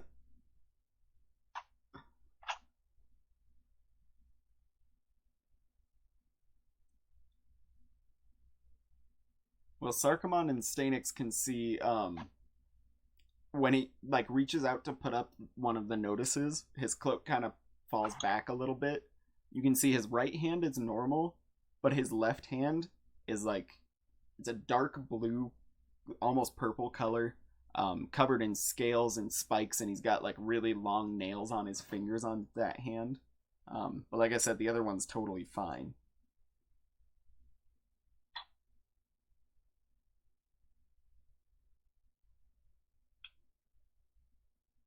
What does the new poster say? So if you go up and read one, it says, "Come one, come all, to the greatest celebration of the year, the Festival of the Festival of the Blazing Sun. Attendance and children required. Rain or shine, all will be well. The Baron." Is there a date on it, or is it just? So if you ask people around, they'll let you know that the Festival of the Blazing Sun is taking place in 2 days. And there's handouts for the 2 forms. Is this like a new festival? You guys do this like yearly or? No, these are our Burgomaster's attempts to ward off Strahd. He thinks that they bring happiness to the town, and that if everyone in this land is happy, that we can defeat the menace that is Strahd. However, many people here just find it annoying. We have these a couple times a month. So, do you ever eat your children at these? What is with you and eating children? She says, "No, what are you talking about?" Or the person on the street Well, does. Strahd's a vampire, and vampires eat people. She says, "No, the point of these festivals is to fend Strahd off. Whether they work or not is beside the question." So you're not just going darker than Strahd to try to like scare him away or something? Yeah, Are you okay? Like, were you dropped on your head as a kid a lot? And it's Probably. always children. Why always children? There's See, fine dead body. teenagers and adults. Well, I mean, you could eat them too, I suppose. There we go. You gotta Come on, include you're not a everyone. cannibal in a past life, were you? Where's Dougie at? We need the lawful good, or whatever he is. We need the It's voice getting of too reason. chaotic. I'm just saying, you never know what Bad. I mean, is that? I'll just say that eating kids is bad. Don't eat those kids. But you ate the meat pie. I ate the meat True. pie. We don't know kids are in the meat pie yet. We can safely assume kids are in the meat pie. You have to wait for them to ripen, then you eat them. Oh, teenagers. Because, I mean, at that point, fuck them. Like, I mean, surely not every kid she takes gets converted into a coven, so, you know. As far as we kitty know. meat pies. Look at them while they're young. I'm just asking why the children are required. That's all I'm asking. The burgomaster thinks that they need to be happy too. He forces everyone to be at these festivals, and Doesn't he know the children need what? they need more sleep. They got to get those. They're growing. I mean, if you take a step back and look at it, like, logically, kids are probably the easiest to make happy off of a celebration of something, so Yeah, That's a feed them fair the meat point. pie. their happiness more than adult happiness. Then they can eat their peers. I don't know why we think these are around eating kids. That's only the meat pies. That's a village behind. Hey, Sarkamon started it. Yeah. I take no responsibility, and I go off towards the bar. Can we all admit that he started asking questions about eating kids first? Yes. One of the I don't think we have to townsperson that admit you're it's just a talking to fact. is just like, yeah, the townsperson you're talking to is just like, what's wrong with him? We don't know. We just deal with it. Yeah. We kind of assume it's a lot, but we don't know. Well, I'm wearing a brown trench coat, and on the back it has yellow paint that spells evil. So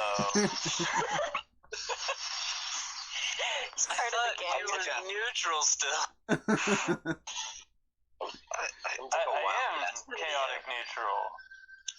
My shirt still says evil on the back of it. He just took it from an evil person that he killed.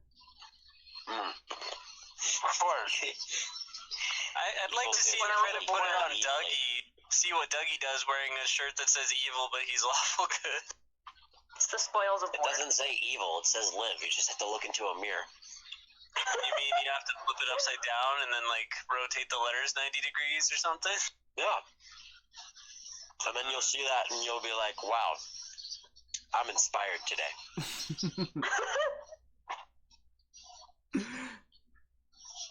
So, Because isn't that what evil is at the end of the day? You flip it upside down, reverse it out and inside out, and then it's a mantra to live your life. Actually, I think it's vile myself, but it's all in how you rearrange the letters. You know, Dougie, just play your kazoo. Can I do a performance check on playing my kazoo? yes. Oh God, no. Oh, it's happening. Ma'am, I'm truly sorry for what you're about to hear. The person you're talking to just walks away. Yeah, it's not too unheard of. On Danny's way to the bar, he walks past a building that has like a hanging wooden sign. The sign just has like a blue letter B painted on either side of it. And looking through the like windows, you can see there's a bunch of toys and signs that have the slogan that says, "Is no fun, is no Blinsky." Ooh, are they open yet? Not quite yet. Oh, I want to talk to him. Wasn't that written on the back of the doll we found in the death house? Still have It the dog. was, yeah. A doll. Oh yeah. Well, not the death house. That was from Mad Maggie's daughter that she kept trapped in her room. So yeah, right. I'm going to examine this place with that perception. So, looking through the windows, you can see, like, the toys that are in there are kind of dark and macabre. Like, you can see some of the dolls don't have heads. Some of them have heads with the eyes and mouths stitched shut together. Oh, that's creepy. Yeah, there's like a wooden string mobile of hanging bats. A wind-up musical merry-go-round, but instead of horses and fun animals, it's snarling wolves chasing children. Wow. Blinsky went all dark. Yeah, there's a ventriloquist dummy that looks like Strahd.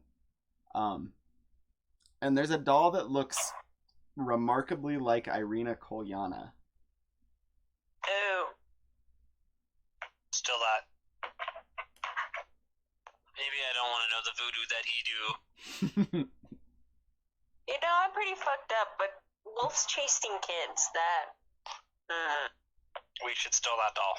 See, I wasn't even that far off when it came to eating children. Like, You really weren't. That was a good question. I'll give it to you, Tiberius. Tiberius Wait, what? T. Cannibal. Make that correlation for me. well, I mean, they sell toys of wolves eating kids. 2 kids, presumably. So They're the wolves that and the makes kids. it okay for you to eat kids? No, I didn't eat kids. I just asked if they were eating kids. When did I ever eat a kid? Well, maybe You did didn't when have you the had a meat meat pie, pie. right? No. No, he wasn't there for that. He just wants to sell them. Oh, yeah. We should. You could. I mean, you're gonna monetize dead kids. Potentially. Yeah, but, I mean, so does Nike. Yeah. We should probably check on Irina, because I don't think walls are going to do much, and we should let her know that there's a creepy doll of her at the store. I was also- kind of thinking about stealing it. I forgot to let you guys Dang know, it. but on the way to the town square, you passed by N6, which was a building with a sign shaped like a coffin hanging above the front door, and all the window shutters are closed up really tight. Oh yeah, they haven't had I to wanna make a go in coffin in there. 500 years. No, just for him. I mean, people still die here. I want to go to the coffin store. They're not open yet. It's still too early Damn. for them to. I want to go to bed. I want to go sleep, because we're pushing like 30 some odd hours at Yeah, this you point, guys probably. will definitely need to sleep before really doing much of anything else. Oh, yeah. I forgot we've been awake for a really long time. Yeah, let's go sleep. It hurts to hear those words and not be able to do them myself. I mean, I fully plan on doing that. I need to stay up because I don't want to fucking flippity flip flop. So are half of you guys still on nights and like the other half not now? Mm-hmm. Yeah, I'm the Yeah. only one who's not. Well, yeah, Lexi and I are not on nights now. You're on pseudo nights. Yeah, like, I've been going halfway in at there. like 3 a.m. usually. Oh, I'll never Pseudo understand night. how you and Harrison do that. I'll never understand. you guys make me really appreciate my 8 to 5. See, I Rub actually it kind of in. like the mornings because you get off super early, and like also Mhm. when I work, there's like no one in the place, which is nice. That's true. I really like coming into work and there being no one there for a good while. Yeah, that is really nice.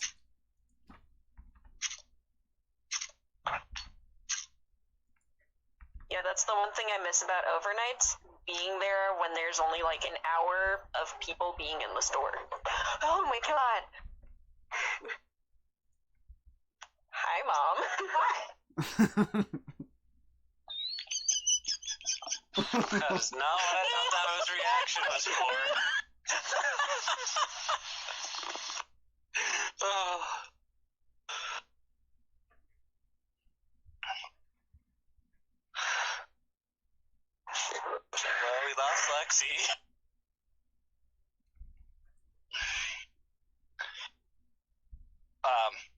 so I'm gonna head back up to like our hotel place.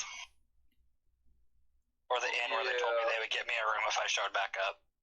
Yeah, free room and drink, I do believe, was the deal. Free room and drink if you bring the wine back to them. Oh god. Yeah, this time it was just that they would get us a place to sleep.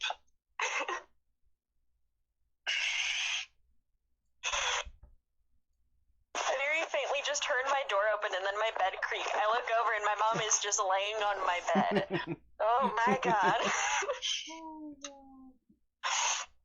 That scared me so badly.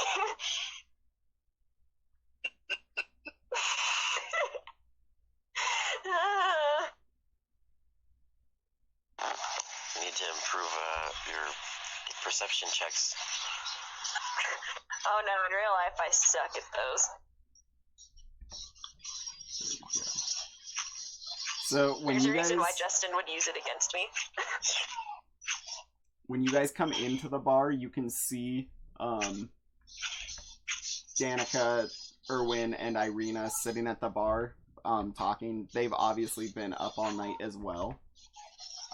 Just Your recapping mind is, like, old times. shitting itself to death right now. Mine is. It's a little on the quiet side. I could still hear you pretty clearly, though. Can you guys hear me now? Yeah. Okay. Huh. Well, when you come in, you just see the only people in the bar are Danica and Erwin, and they're talking to Irina. They've obviously been up all night talking. Just like recapping old times, you know. So she's still safe. They're good. Okay. Can you guys tell me what happened to Blonsky's, the toy maker? Like, his place looks pretty creepy. Yeah, he's an odd one for sure. He's very extravagant in his ways. He means well. He's really just trying to bring happiness to the children of Barovia. He knows what they've been through, that their parents aren't able to give him much. So he tries to do what he can. He's a little misguided though. He's got a twisted sense of wonderment. He looks like a really creepy looking Irina doll. She says, "What do you mean? Like this Irina?" Yeah. Says, "But she hasn't." And Irina says, "But I haven't been to Vallaki before. Like the only time I've seen Erwin and Danica was when they came to Barovia." We're just telling you what we saw. Yeah. She says, "Well, Has he always made, like, wolves chasing kids and dolls with their mouths and eyes missing or sewed shut and such?" say yes. You know, some of his toys are just fine. They're normal dolls. Some are a little twisted. Those ones tend to stick around his shop. Most people don't want to buy them. I wonder why. His other ones sell pretty well, so that's why his shop usually looks a little odd, is because he's running low on his normal stock. Makes sense.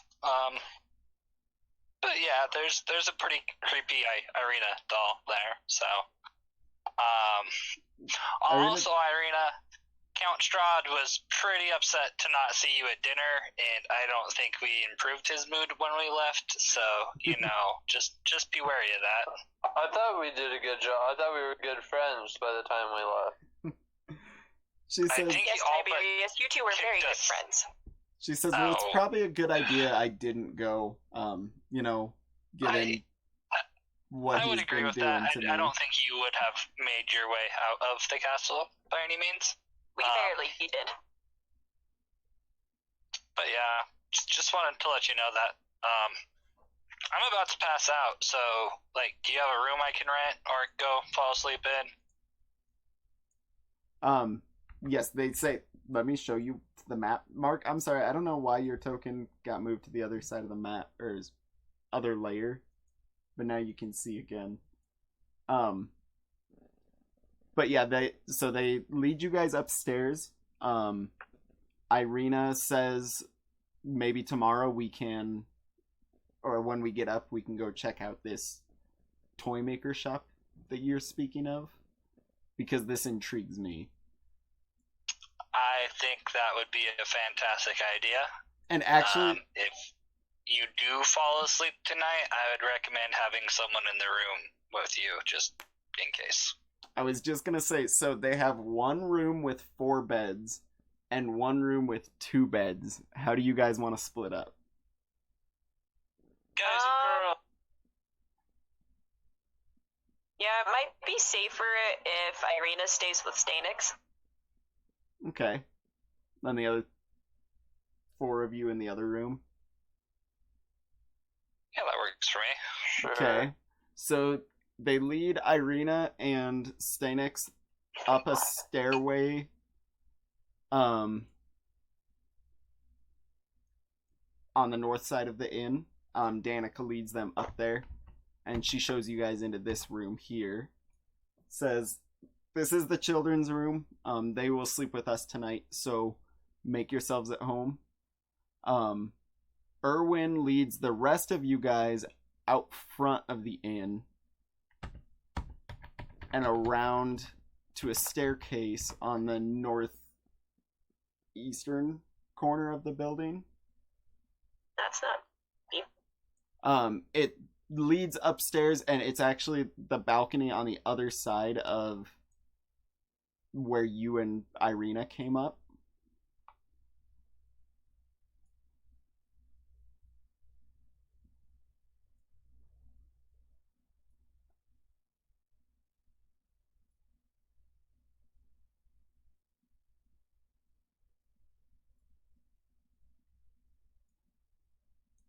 So he leads you guys up and then through the door straight at the end of the hallway. And shows you in and says, like, alright, you guys can stay here for the night. Alright, well, Sweet. before I go to bed for the night, I ask him what he knows about the festival of the Blazing Sun. He says, that's the new one that the Burgomaster's come up with. I guess he's got plans to burn an effigy of the sun. He thinks that's a festival, apparently. It really just seems like he's scraping the bottom of the barrel for ideas, if you ask me. He's weird.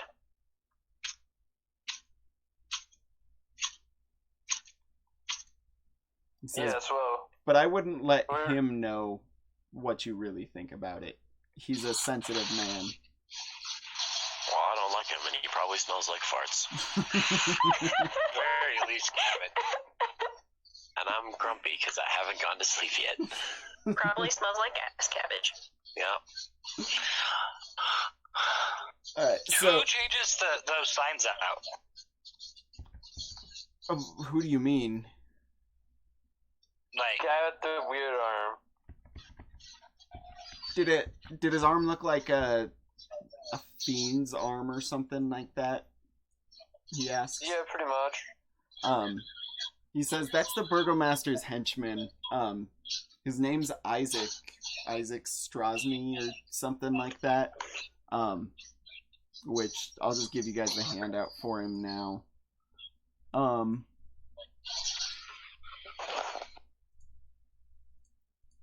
Erwin says, I don't know much about him.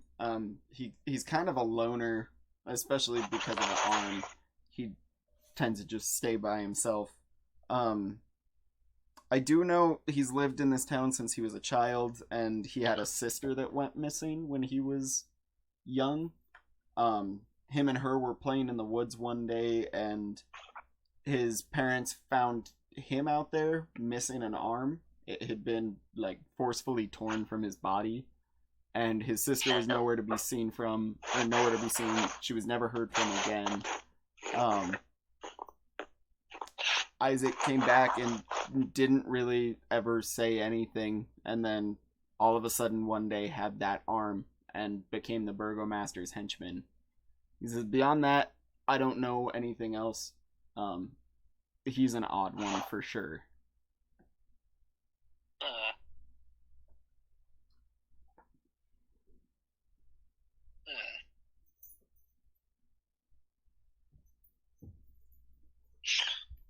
He says, well, I'll let you guys rest. Danica and I will be downstairs. Or we're probably going to go sleep real quick. Just take a quick nap, and then we have to go tend the inn. So we'll be downstairs if you need anything. And he leaves.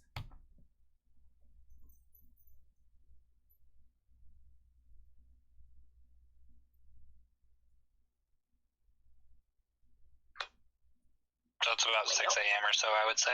Yeah, Maybe something 7-ish. around there.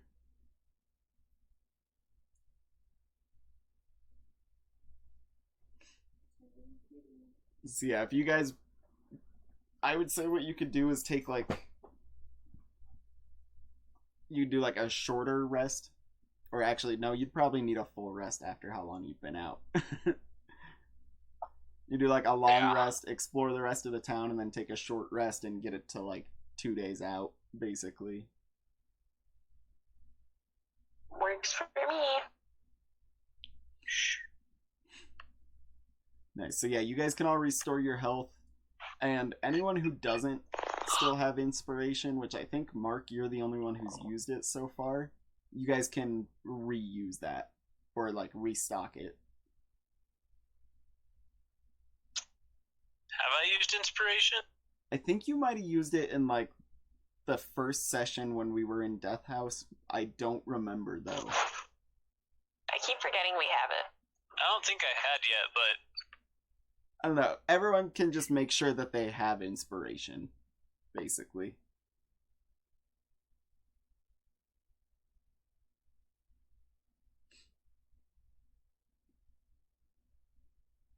Alright.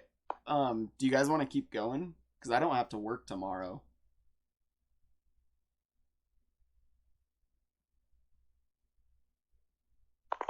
Sure, I okay. mean, I'm good to keep going. I'm good to keep going for at least like another hour or two. Nice. I'm pretty used to my sessions not ending until like 12 or 1 in the morning. Nice. Well, yeah, if you guys want to, we'll just move it forward to, like, it's now that afternoon. You guys are all fully rested. And we'll just say that you all head back down into the tap room. Irina included.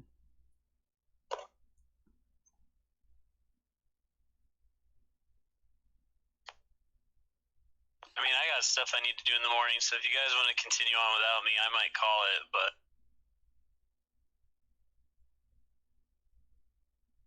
Yeah, at this point, it's probably just going to be sticking around this town, is what I would assume.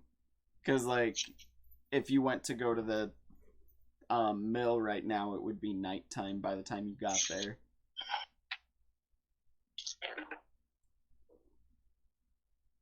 Yeah, I don't have any Pretty sure we're- plans of going to the mill. Yeah, no, I want to go see the toy maker.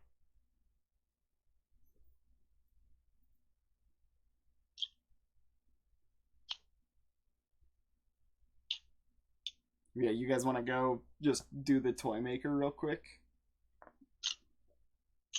Yeah. Yeah, I'm good with that. Okay. So flip back to the big town map.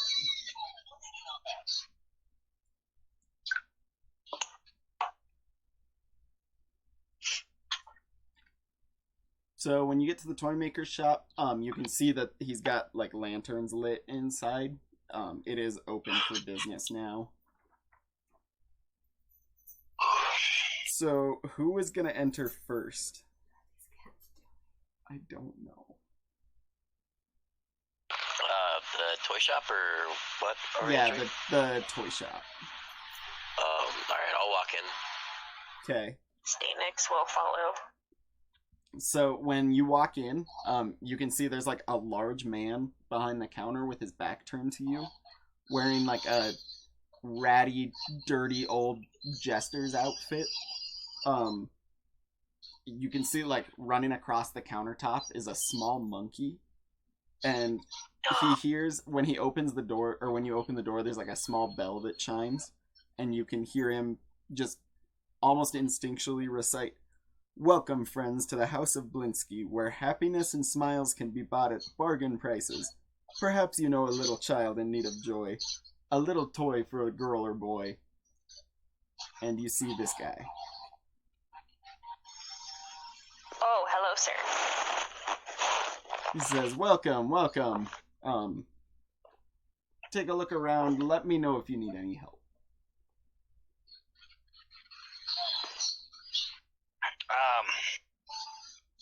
Could you tell me where you got inspiration for this doll? And I point towards the arena one.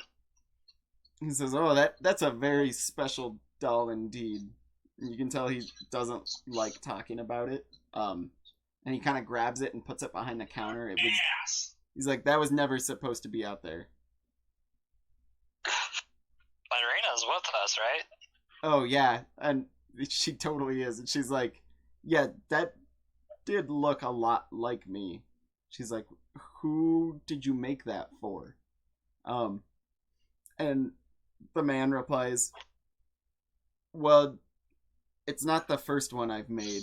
I make them for someone in town who he wants one every month and threatens to burn my shop down if I don't give it to him.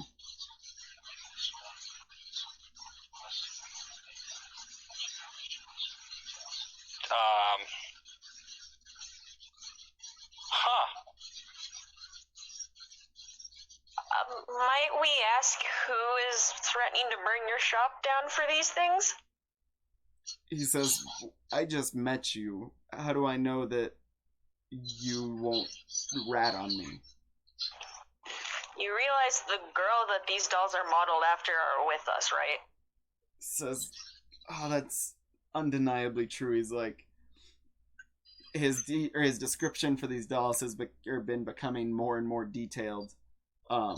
He's like, at first, it was just a simple doll with red hair, but even I can't deny that these last few have looked strikingly similar to this girl. He says, first, let me ask your names. And so Irina introduces herself.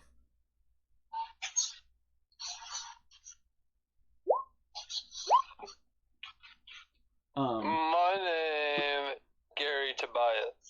Pleasure to meet you.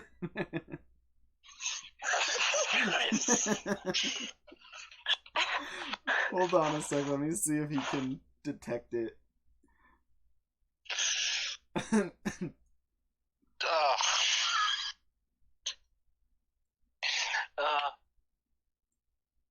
Kellen Dimble at your service. Stanix Kelder. And I am Erevan. Okay, Danny, he thinks that your name is Gary Tobias. God damn. This is one of my favorite things about Starkamon. This is one of my favorite things about Starkamon.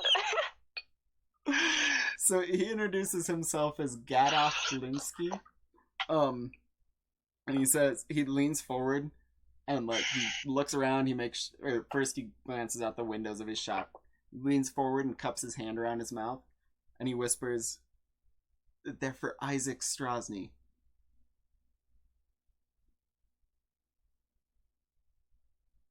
Wasn't he the guy with the weird devil hand? He was. He is. Huh. I slap Irina or whatever her name is on the back and tell her that she's got herself an admirer. Maybe she might get lucky. She says, but I've never met this man before. I don't know how he knows what I look like. I've never even been to this town. Just take it as a compliment. Is Mr. Strosny's parents still around? Blinsky says, no, they died long ago. He was raised by the burgomaster mostly. And But he did disappear in the woods with his sister? No, so his sister went missing. Isaac was found. He was just missing that arm.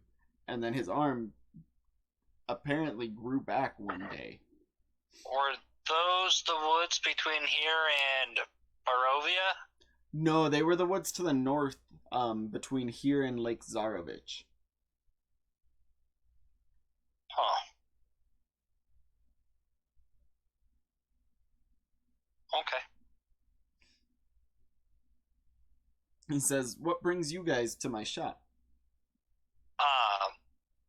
The cool dolls. How much for one of the ones with the eyes sewn shut? He says, "Those are 9 copper." I'll take. I'll take one. I give him a silver and tell him to keep the change. He says, "Oh," he like gets really excited. He's like, thank you very much." And he gives it to the monkey, who runs over and puts it in a sack on the counter. And then the monkey runs and grabs the toy and brings it over to Sarkamon and hands it to him.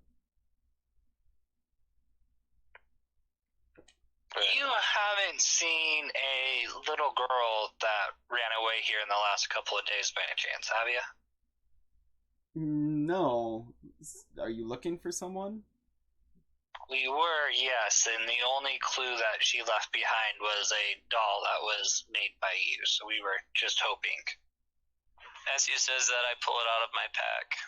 And he sends the monkey to run over and grab the doll from Aravan.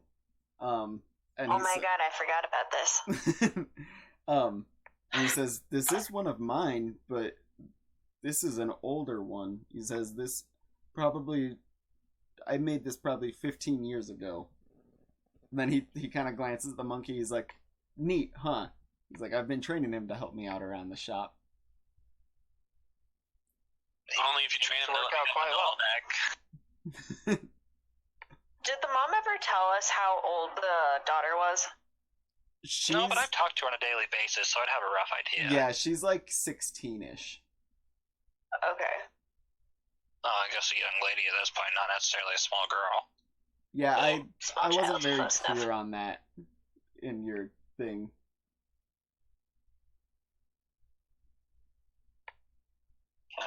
Well, I'm not quite as worried about her if she's 16. But Blinsky says it's common when women go missing around these lands that they end up at Strahd's castle at some point or other. Oh, Could see that. okay then. Do you have any dolls of Strahd's wives? It says no. He usually keeps his wives locked in the castle with him, so you don't know who ends up as one of his. Says he does lure a lot of women to his castle, but who he keeps, it's unsure. What does he do with the bodies? I don't know. He says, "I know that there are extensive crypts under Castle Ravenloft.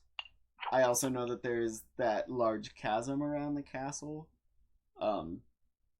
He's got many places he could take care of them."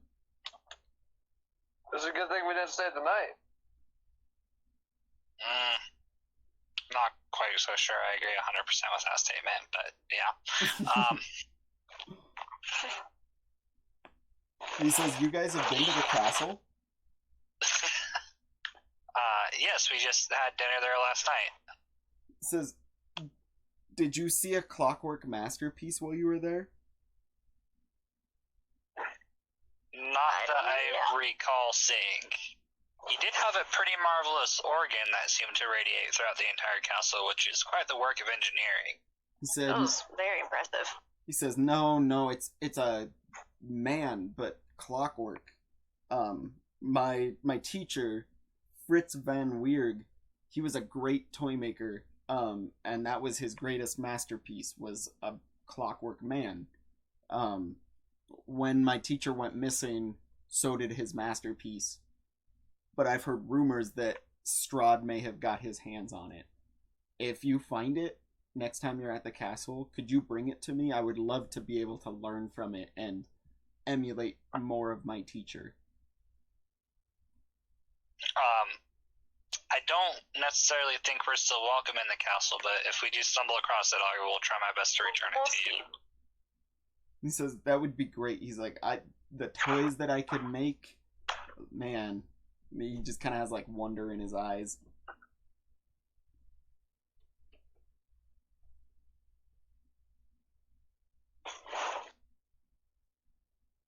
Does the monkey still have the doll?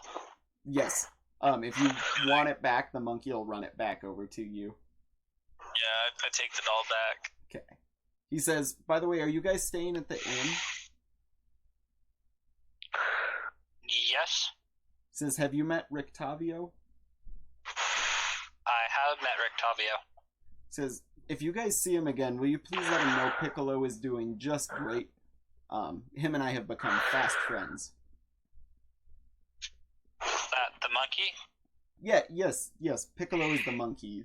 He says, sorry, I didn't No, it's a green introduce dude you he keeps in sooner. the back room. You never know. No, he says, Every now and then He's just got an egg. Yeah. I couldn't go by without that. I was kind of Stop wondering if Piccolo it would to you? happen. I had to. What did you say, Dylan? Did he sell Piccolo to you? He said, no, he gave him to me as a loan, kind of. He wasn't able to stay at the inn with Piccolo. The Mardikovs wouldn't let him stay there. So I offered to keep him here and see if maybe he was able to help me around the shop while Rictavio was in town. Do you know why Rictavio's not staying in his trailer? He says, that's more of a goods wagon. If you're talking about the one in the stockyard, it doesn't really have much room for someone to sleep. Plus, I know it's full of things he's collected for his carnival. Oh, okay. They make sure Sarkomon's ears were covered for that statement. No. Sarkomon just gets a, like, little sly grin on his face. You can already just see him planning. I'm like, well, we'll be hearing about this later. Hey guys, you want to go check out that carnival van again? I want to pick the lock and try to get everything out of it without anybody seeing, and I'll cast deception and make sure everybody just thinks it's a big old magic trick. It shall be mine. Well, there's a way you could do that. To believe. Can I just veto this whole plan? Oh, come on, guys, it'll be fun. Everybody else came up with the plan, man. I might be with it, but it wasn't mine. It's only petty theft if you get caught and there's nobody around here to tell.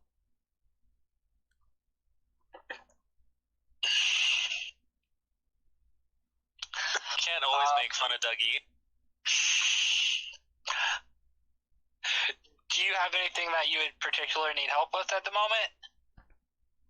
He says, not really, other than finding that clockwork man. He says, but even that is not super important. It's just something that I'd like to study. He says, the burgomaster may have errands for you, however, seeing as he's got his new festival coming up. New festival?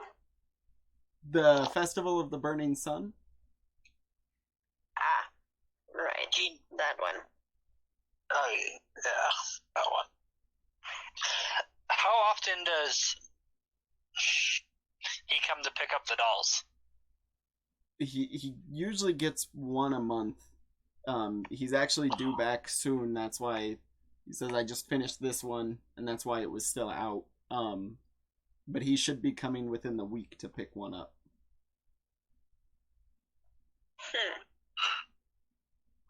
Very interesting. Thank you.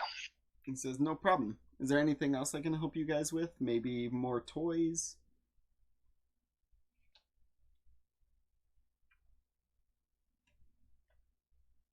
Does he have any cool little dragon dolls? He's got like a marionette one, kind of. Yeah. That would be 9 silver. Okay.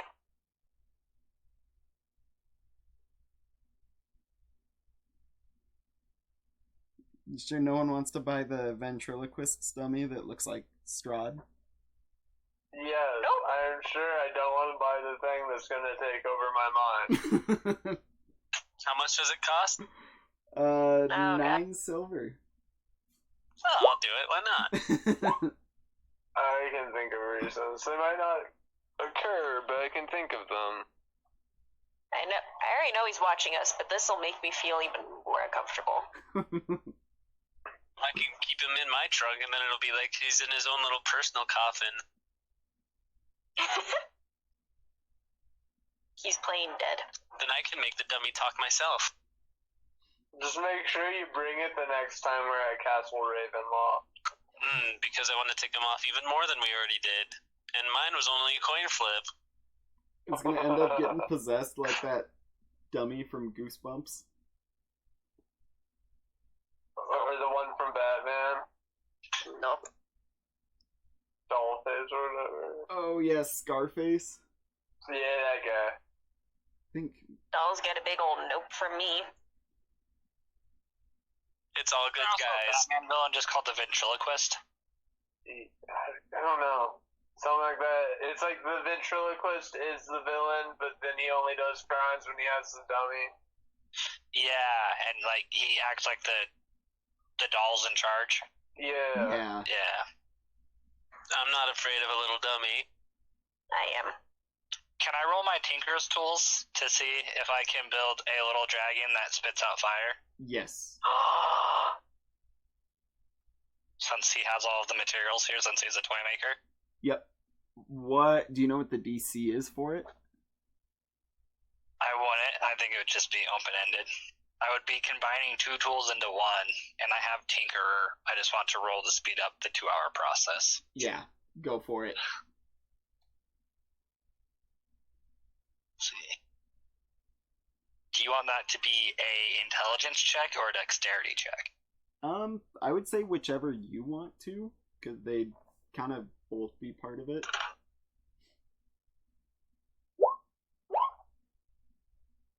Yeah, so you can definitely speed that up. I would say, like, if you started this while we were, or when you guys started the conversation about the clockwork thing, you could, like, have it pretty close to done by now. Cool. And I'll pay him 11 gold for the pieces I use, since it's supposed to be 10 gold worth of pieces. But yeah, I just want like a little dragon that like crawls, and then every once in a while, like open his mouth and a little stream of fire comes out of it. He sees it and he's like, yes. He's like, that is very similar to this masterpiece of my master's. He says, but his actually, he was somehow able to come up so that it can think. He says, I don't know how he did it. He died before he was able to tell me, but somehow that clockwork man can think for himself. Is that clockwork man short? Does he have red hair? He says, Awkward mutton chops. I don't think he has hair at all, unless something's been done since the last time I saw him. He is short, however. He was a copy of, or he was modeled after Strahd's court jester.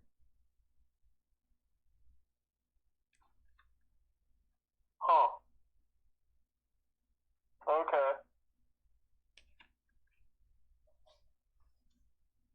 Alright. I stick my hand up the ventriloquist dummy's back and make it say, "Dance, puppet." And then I lean over to Stanix and say, "Don't you like me?" So now we got Dougie with a kazoo and I Mike's really got a am gonna creepy set you on doll. fire. I kiss her with the puppet. She's gonna punch Erevan. Can I? Do I need to do a dexterity save so I can move out of the way? I think it was a surprise attack.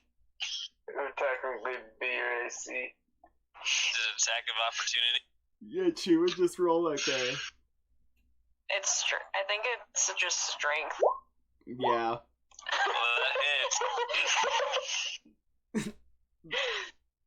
Erevan, what would be your AC? It's 16. Lexi, try just rolling an unarmed attack. You can't, which I guess would be just a strength check, wouldn't it? Because you wouldn't have any pretty much proficiencies added. And nope. I can't remember what damage that I'm pretty deals. sure it does 1 damage too, with no chance to do anything above that. Yeah, I think so too. Unless you're like the monk. The monk, or if you have the brawler feat. Or if you're a dragonborn, you can also get the dragon claw feat. Stanix doesn't feel bad about punching him and hurting him. It's 1 damage plus your strength modifier. So Aravan, you would Also take 5. It's the arrow in the shoulder all over again. Only twice as much damage. The I monkey, still don't feel bad. the You'll monkey pay runs for that over later, Steenick. and jumps onto Aravan's shoulder and kind of like grabs his head and defends him. I stare deeply into the toy maker's eyes and try to use my background so he comes to my aid as well. He just looks at you and he's like, "Why are you staring in my eyes like that?" He's like, "You're freaking me out, dude." He does It's say, my, he does turn to Stanix though and scold her for punching you. It says, "Can you guys at least take it out of the shop? I'd rather my creations not get broken."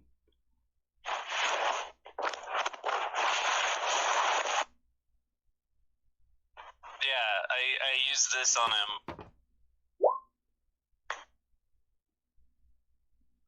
Then he would see that in all of us.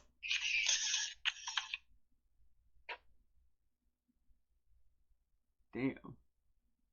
Yeah, I missed that one. Yeah, so I guess, yeah, he does step That's over. a background feat?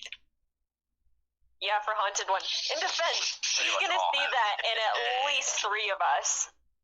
Yeah, but I You use guys it are all for... haunted ones? Yeah, Oh, creepy. that's how I got the bag of human flesh. That's our bag of holding. Our bag of holdings made of human flesh? Yeah. Yeah. That's fucked up!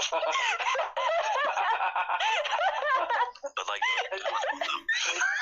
You're giving me shit about asking how they eat children. Can I try to hypnotize him? Wow, why am I with this group? Yeah, Stanix has just always carried this bag of human flesh around with her. Yep, and you guys, I'll probably never tell you how I got it. Helen's of my probably village. looked at it and been like, is that human flesh? And he's like, no, that's gotta be like some weird creature I just don't know. See, and that's why People Mark of my has... village where I came from don't even know how I got it. They just know I got it one night. That's why Mark has the bird cage that, like, birds just fly into, is because that was, like, the Haunted One trinket he got. Lexi's was the flesh pouch. Cole has an urn with, like, a relative's ashes in it. And Chase also went with the Haunted One. He's got the nails from a murderer's coffin that he just carries with him. Oh. and dumps into people's pockets randomly. He uses them to hang pictures, you know? Make his rooms feel like home. Pocket nails. Yep.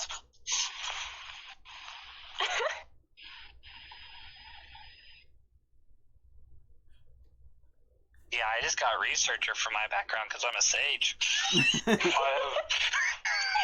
I have charlatan because I'm a liar. I just made my character fucked up. Turned out pretty well. Yeah. I made mine sad and depressed. It wasn't hard. Oh yeah, mine's pretty bad too. Brandon, I don't know if you've read mine, but Pretty much my entire character is just built around solving mysteries. He's almost like a mage version of Sherlock Holmes.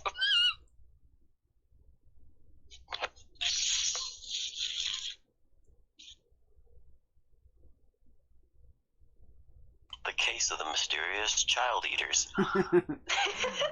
The case of the really tasty meat pies. Damn, there's just so fucking tasty. Pretty much. I'm glad you guys eat children. Yes, sick. Gross. Like, my item is a letter from a dead colleague that has asked the question I have not been able to answer yet. Why are the meat pies so good when the children are so bad? No. And I may or may not have sold my soul to a Fae queen, but, you know, Oh, nice. that's alright. Do you guys have any other questions for Blinsky, or were you leaving that shop? Colin's gonna light his pipe off of one of the little dragon flame bursts, and then ask Blinsky if he wants to keep the dragon. He says, yes, I would very much like to do so. He says that would be fantastic. It's gonna break down every so often, but if you replace this part and this part, it will start working again. He says, thank you. That's not what I want to do. Oh well. He says, I hope we And, can keep in touch. He says, like, I hope to hear from you in the future and hope that your quest goes well and that maybe you can help me on the way. I would enjoy that very much. It's good to know that there's a shop that has the tools I need to make puddle creations like this, and I'm sure I'll be seeing you. He says, okay. He says, remember what I said about telling Rictavio that Piccolo's doing okay? And I will see you guys soon. Colin nods and then works his way out of the shop. Thanks for the dummy and info about the doll. Thanks for the dragon doll. He just stands there waving. Piccolo's kind of dancing around on the table in front of him. I toss a silver at Piccolo as I exit the door. Piccolo jumps up and catches it, and then, like, spins around and throws it in the bag of cash next to the register. I like Piccolo. As you guys exit, you can again see there's, like, some commotion going on in the town square. And looking down, you can see Isaac Strahd is leading two guards who are dragging a man along.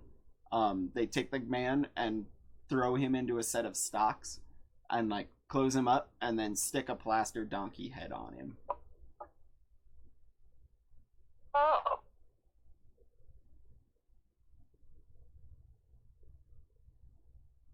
So I'm gonna leave the doll that I just bought, like, I don't know, behind a corner or something. I don't know, somewhere out of sight. I'm gonna use the Thaumaturgy cantrip, and The actually, I bugbear take summoner. that back. That's not the one I wanted to use. Yeah, I was gonna say last time that was ever cast, there were bugbears that got brought down upon the group. Yep. Yeah, Dylan, Wait, apparently in Because their someone D&D, decided to pray louder in spite of us. Yeah, that's what we get for I used the... I tricked some cultists into thinking we were working for Strahd. But yes, so... I caused the doll to begin to pee on fire. Like bright, like green fire. And I walk away. Okay. So they're still focused with, like, getting the guy closed up, but you can tell some people on the street are starting to notice this, like, fire. And See, I thought it let me cast my voice as well, but it does not let me do that. you can make your voice really loud, though. Yes, but I wanted to cast my voice far away. Gotcha. I It's think not that spell. Ghost Sound, I think, lets you do that, It right? does.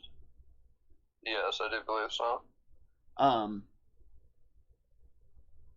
So yeah, the guards are still, like, focused on getting this guy closed up. It hasn't distracted them yet, but people on the street are starting to notice it. They are starting to make commotion. Like, eventually it will get to the guards. Do you guys want to do anything in the meantime? Kellen's gonna act like he doesn't know what's going on and go up to somebody that's not paying attention to that behind them, Okay. and be like, "What are they locking that guy up for?" Said, well, all of those prisoners are there for the same thing. They spoke out against the burgomaster. What's going to happen with them?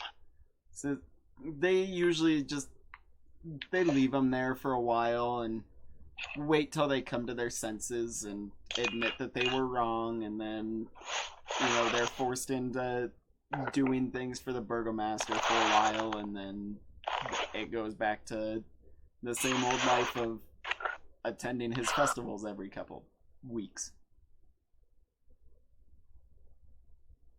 Huh. Why do they put the masks on them? To humiliate them, and they're very hot when the sun's up, so it's another way of torture. Oh. And when you say speak out, like, what level? She says, I'd rather not talk about it. The burgomaster is very sensitive, and the smallest thing can set him off. With that, she, like, even saying that, she looks super panicked, like, looking around, making sure the guards didn't hear her. Oh, no, you're fine. They're going to have to deal with a fire here in, like, 3 minutes anyways. She's like, well, I really need to go. She says, I've already said too much. And she runs off down the street. Well, that looks suspicious. And we have to meet this burgomaster at some point. Oh, that's what Irina's here for. Yeah, that's true. So by this point, Isaac and the guards have caught notice of the fire, just from like the people reacting to it. So they come down, and they're heading straight towards it. Like the 2 guards go straight to the fire. Isaac's on his way, and then he, out of the corner of his eye, catches sight of the party, and does kind of a double take, and just stops and stares at Irina.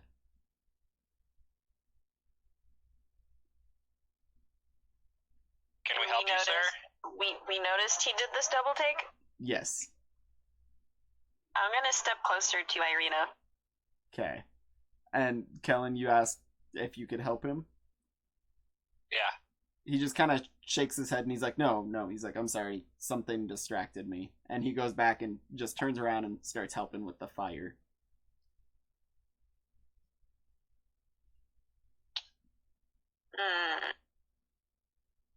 I was really hoping it was just a crush. Well, that seems like there's something more to it. That seems like there's a lot more to it. Yep.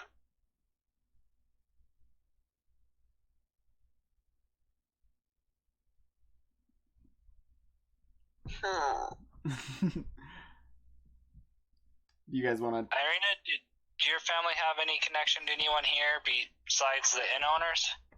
She says, not that I know of. As far as I know, I grew up in Barovia and never really left.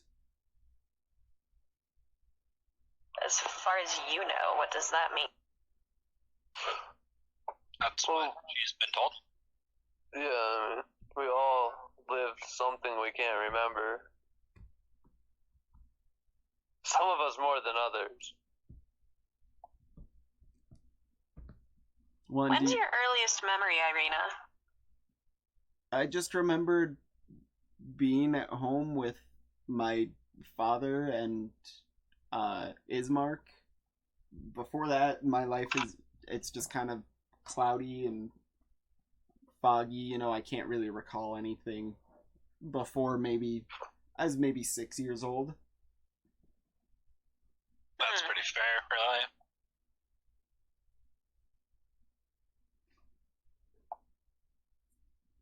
Well, I mean, at least Isaac isn't making life-size dolls of me. True. Do you guys remember what the priest told you in Barovia, though? Yeah, she was actually found in the woods and isn't really a true daughter of them. Yes. But she was found in the woods by Barovia, not up north by the lake. So I don't think she's Isaac's sister, but she still might be. There's still a chance of it.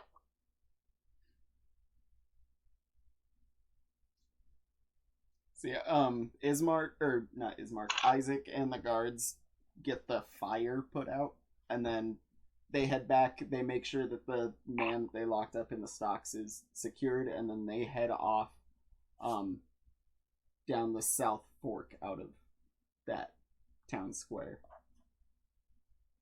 Man, they don't even leave rotten fruit to throw at them. This is strange. No, just the paper mache hats.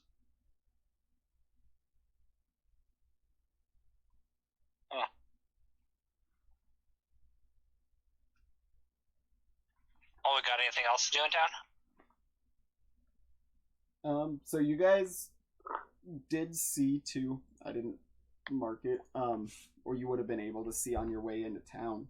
On the east or west side of town is a church. You would have been able to see the steeple with like the cross pointing up over town or over the buildings. Didn't someone want to go to the coffin shop? Me.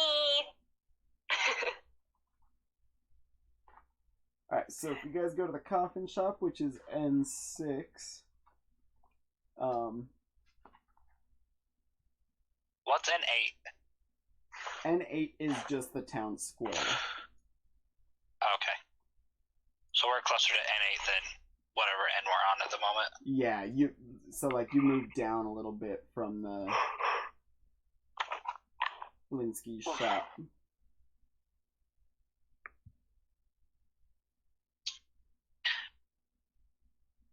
Let me make sure I'm putting you guys in the right room. Didn't you say the shop kind of looked like it hadn't actually done anything for a while or seen anyone? Yeah, all the windows were like shuttered up really tight. Okay.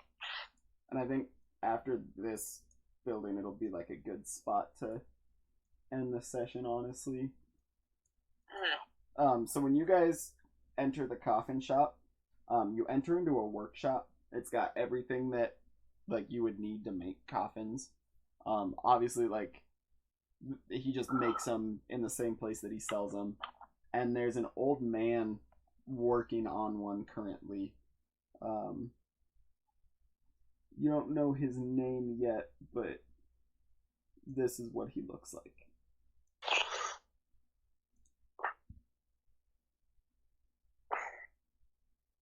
And he looks up as you guys come in and he just says, "Can I help you?"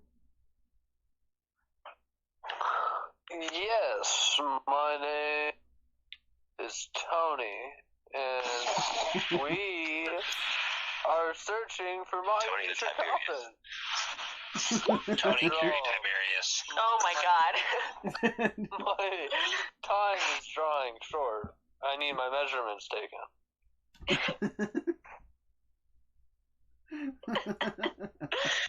I heard him say the other day, in quote, he wants the Strahd special. Yes. Well, he just has such a nice coffin. Who wouldn't want that? Yeah, so Sleep in comfort all day. he believes your name is Tony and that you're coffin shopping.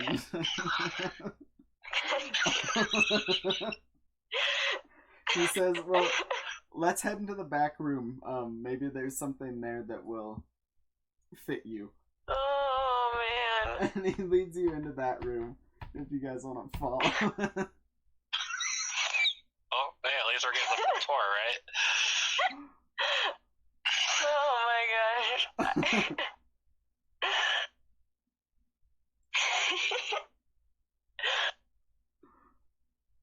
Which room did he go into? Through that This door. one? And as you guys enter, you can just see there's like 13 coffins around this room, just scattered throughout.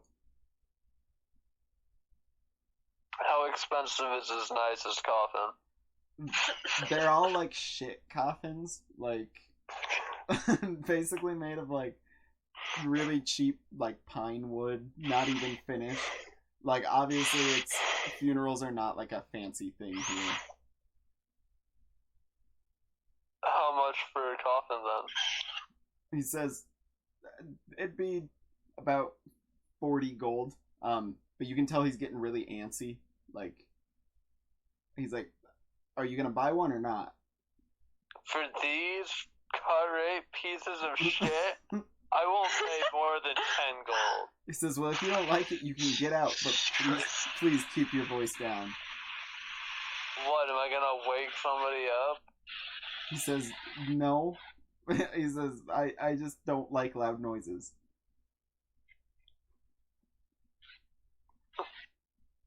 Is it when you hammer the nails into the coffins pretty noisy? He says, "Yeah, but over the years I've come to deal with that. He's like, he's getting really antsy. He just goes, "Are you gonna buy a coffin or not? Because if not, I'd like to ask you to leave." Are you okay, sir? He says, "Yes, I'm very busy. I need to get back to building coffins." Been a large amount of deaths lately? I demand that he explains himself as to his unusual behavior and lowers the price to at least 20 gold for one of these pieces of shit. He says, I'm not going to lower my prices. I have bills to pay. And please, he's like, coffins are always in demand. I'm the only coffin maker in this town. I need to get back to work and finish these. Why are they always in demand in this town? They're in demand everywhere in this land. So death is very prevalent here.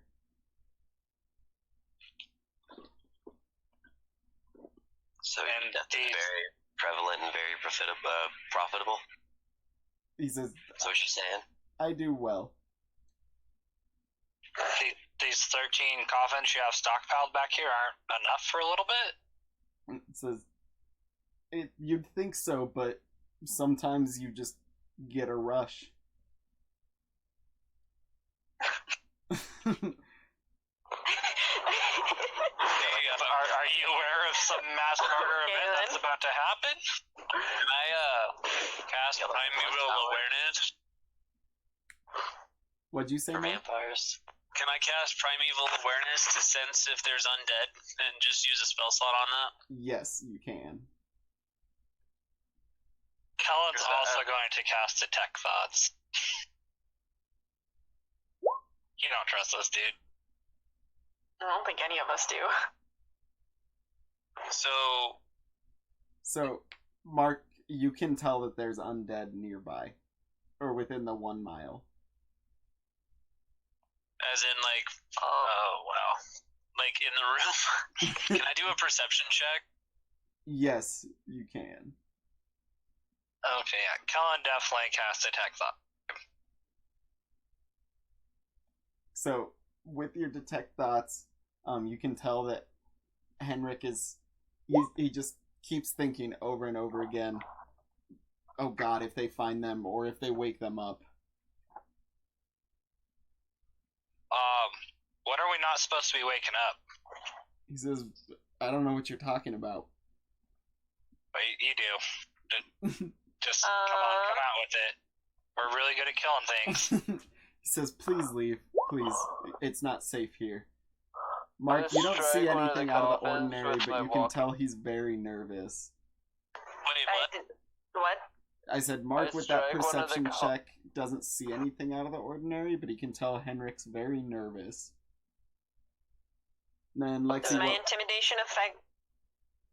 Intimidation first, then the quarterstaff to the coffin. Yeah. So the intimidation... Oh, sorry. No, go ahead. My bad. Yeah, Stanix is gonna walk up to him and be like, you're trying to hide something. He says... I very well suggest you tell us what it is. He says, I'm just looking out for you. He says, this is my burden to bear. That's funny. That's what the priest in the old town that was hiding a vampire pretty much said. And then, which one did you hit, Sarkomon? The one above me. So the lid of the coffin cracks, but it's empty. And he goes, "Why did you do that?" He says, "Well, because you're lying to us." He says, "I'm not lying." He says, "I'm honestly trying to protect you guys. Now, please leave." We're honestly From trying what? to help you. Tell us what you're afraid of. I'm gonna Look, play my kazoo as loud as I can. I'm just coffin shopping, man. I want to make sure my coffin can protect my corpse. Dougie, I like how we're trying to draw out of combat. Yeah. Dougie, you're Not trying to playing. draw out of combat. I just want to know what those guys trying to hide. I look in that coffin I hit. I need to check out the inside. Make sure it's roomy enough for me. And Dougie, you said that you're playing your kazoo as loud as possible. Yes. So With the 20. he God grabs damn the it. kazoo out of your hand, and he's like, "Are you kidding? You're going to wake them up." What is them? He says, "Fine." He's like, "I can't hide it anymore." He says, "I've been forced into this. Please don't think that this is by choice, but there's 6 vampires spawn upstairs. They're waiting to attack the town during the festival." Oh. I asked him if I could please have my kazoo back. Whoa. He says, I mean, if "Please you Don't don't... start play playing it. He So, does The thing hand we it saw back, though. underneath the church was a vampire spawn, right? Yeah. Yeah. Oh, So, fuck. We fought 1 under the church. We have 6 above us. I tell him that if he wants us to keep this quiet, he's gonna have to cough up a little money, you know. Okay, don't listen to him at the moment. Who forced you? Just ignore him. He just like he kind of glances at Sarkamon and he's like, "You wouldn't tell people, right?" So I absolutely would tell people. he looks at the rest of you. Who forced you into this? We can help you out of this. Who forced you into it?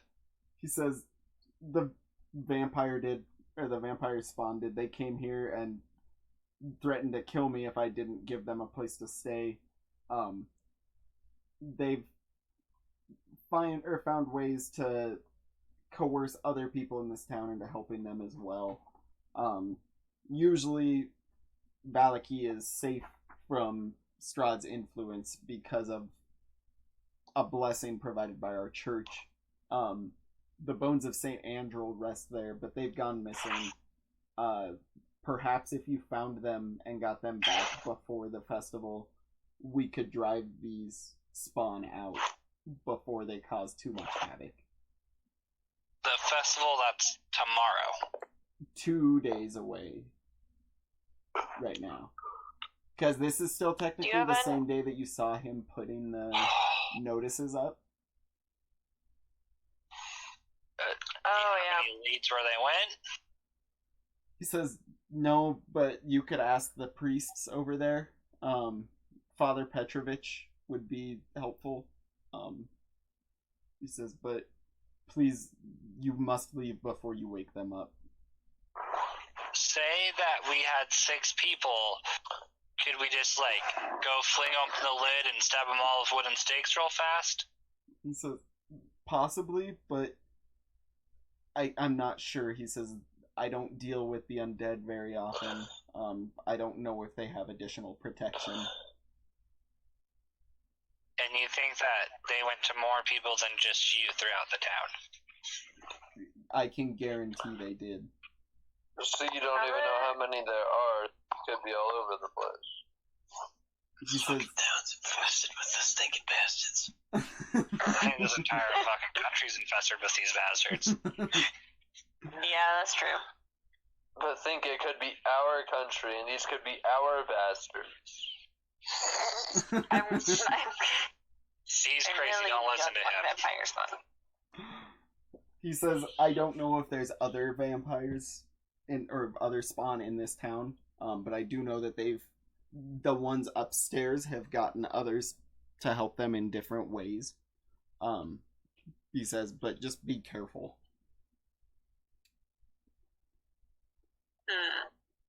Oh, this is big. This could be a disaster. We should just light the whole place on fire. And just cover all our bases. No, this is this man's livelihood. We can't destroy it. Oh, I meant the whole town.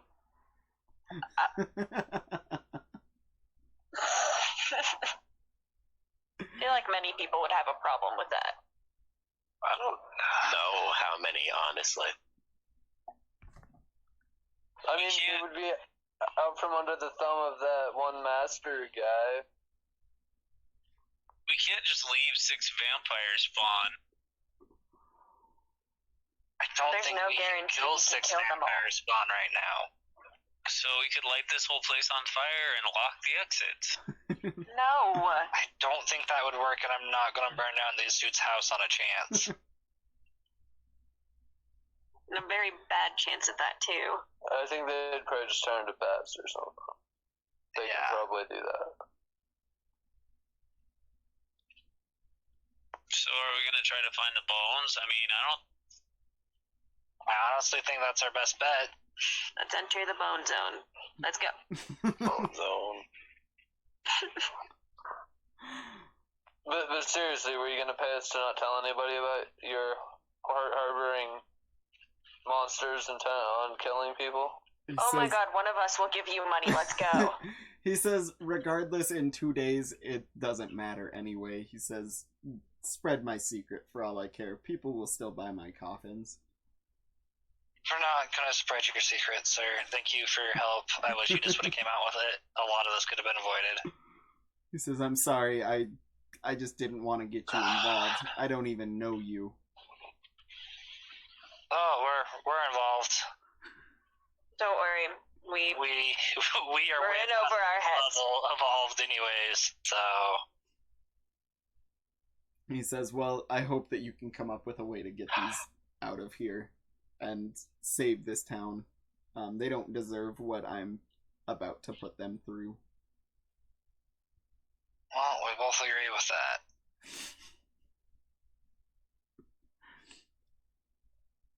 We'll do whatever we can to get them out of here. Not even Mordenkin can fix this mess. How are we supposed to? Alright, to the church. sticking our noses in things. Yup. Let's go explore everywhere. That's what we do best. But let's not handle the problem. Let's just start it. Let's open a box of worms and. That's what D&D. Do you want to go fight the vampire spawn? I would rather know now than be celebrating a festival and then get ripped apart. What do I know about vampire spawn and like how they work and like how people have killed them in the past with the 22 history? So you do know that the only way to fully kill a vampire is a stake through the heart. Vampire spawn cannot go out in daylight. Their bite does not turn you into a vampire, so you're safe from that if they bite you. They're Just hurts. slightly weaker than a normal vampire, like they don't have all the same powers. But they still. Wait, they can't go out in daylight? Yes. That doesn't exist here, though. Like, All we need to do is find Yeah. the mage who can cast the daylight spell. This is super simple, guys. That'll let's take just go more to- time than we have. Where's the local like mages guild? Let's just go to the mages guild, find like some arch wizard who can cast daylight, and go kill him. Once again, we're not gonna tell the people his secret. That'd Even be very Dick bad kills. for us. I mean, we could just tell them get Dougie, you have to say a something. mob and go kill. the Okay, everyone's vampire cutting spawn. out. I can't hear anyone. I can hear you.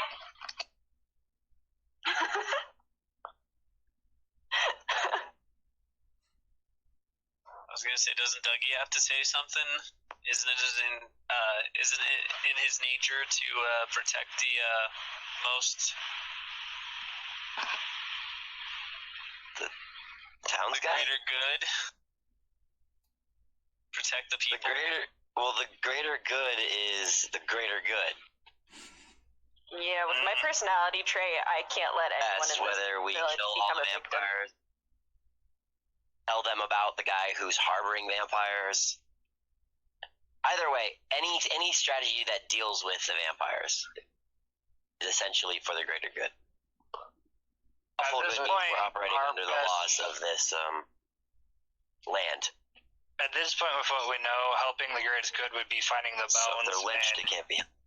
expelling all vampires from the area? Because it sounds like there's more than just those 6 in the alley or in that dude's building. Maybe we should just go to the Baron guy. He probably has an army or something. I wouldn't necessarily trust him.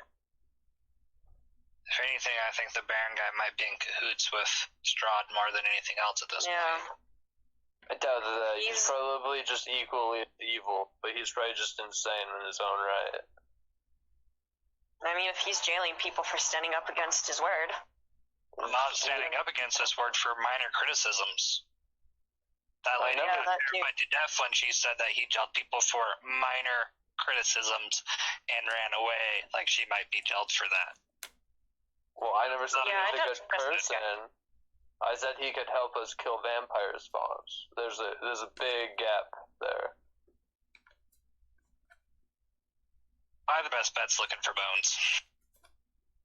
Let's go bone hunting. I'd rather look for the mage. I think we'd have a better opportunity. We're just going off on that, there might be bones somewhere, and we only have 2 days to find them, and it's already, like, night, isn't it? It's, like, afternoon at this point. So technically we only have a day and maybe a few hours? And if you guys want, we can split up, too.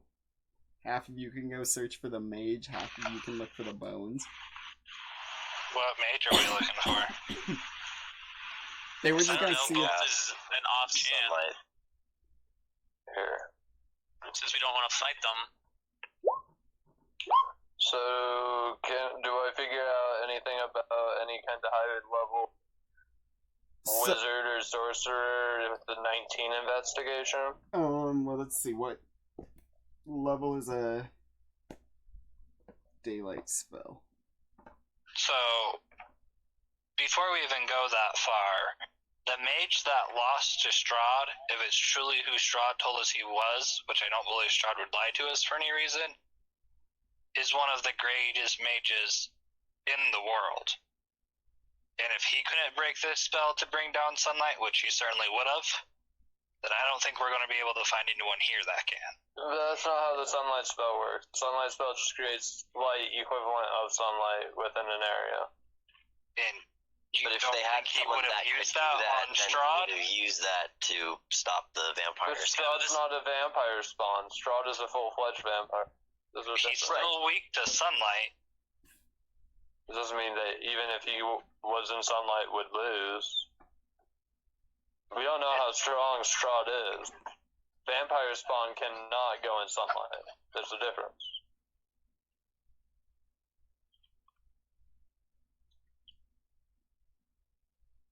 So you would be able to know that you would be able to find a mage in town that had high enough spell casting to make you like a scroll of evocation.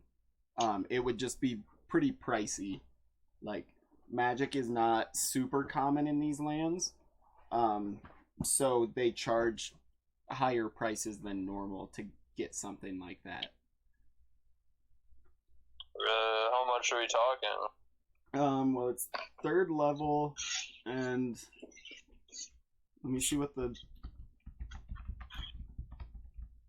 cost is again, because I know it's like a weird multiplier.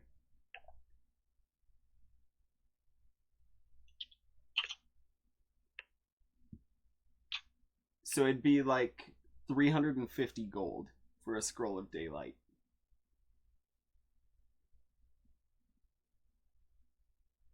Yeah, I'll buy a scroll of daylight. Okay.